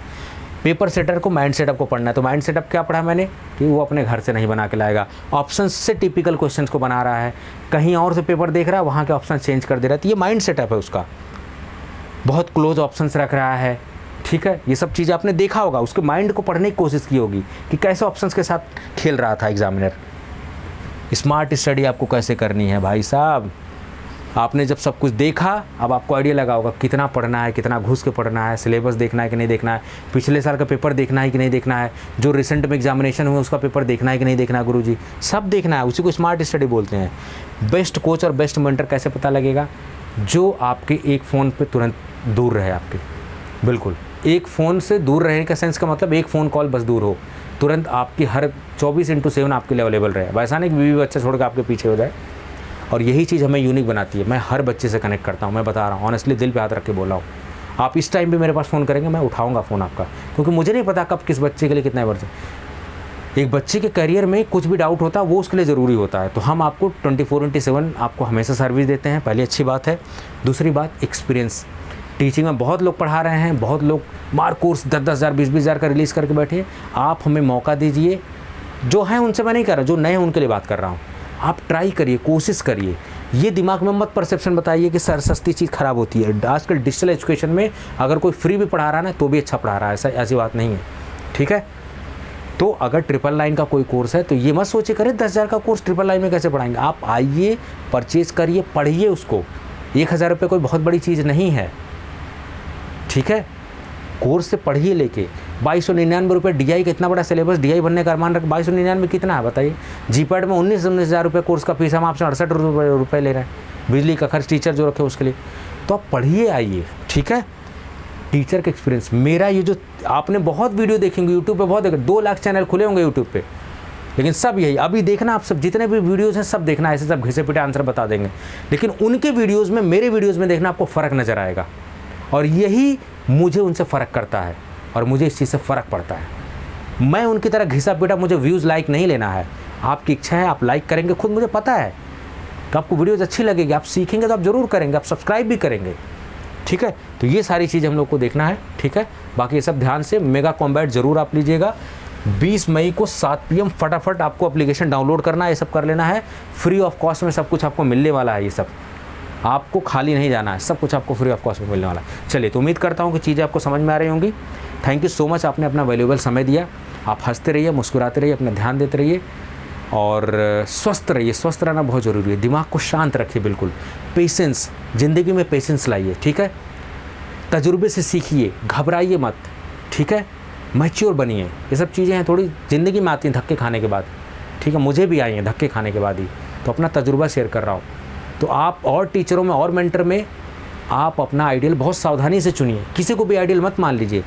जो आपको लगता है कि नहीं वाकई में बहुत अच्छा है, बहुत मदद करता, आप उसको अपना गुरु मान लीजिए, बिल्कुल बिना देर किए हुए।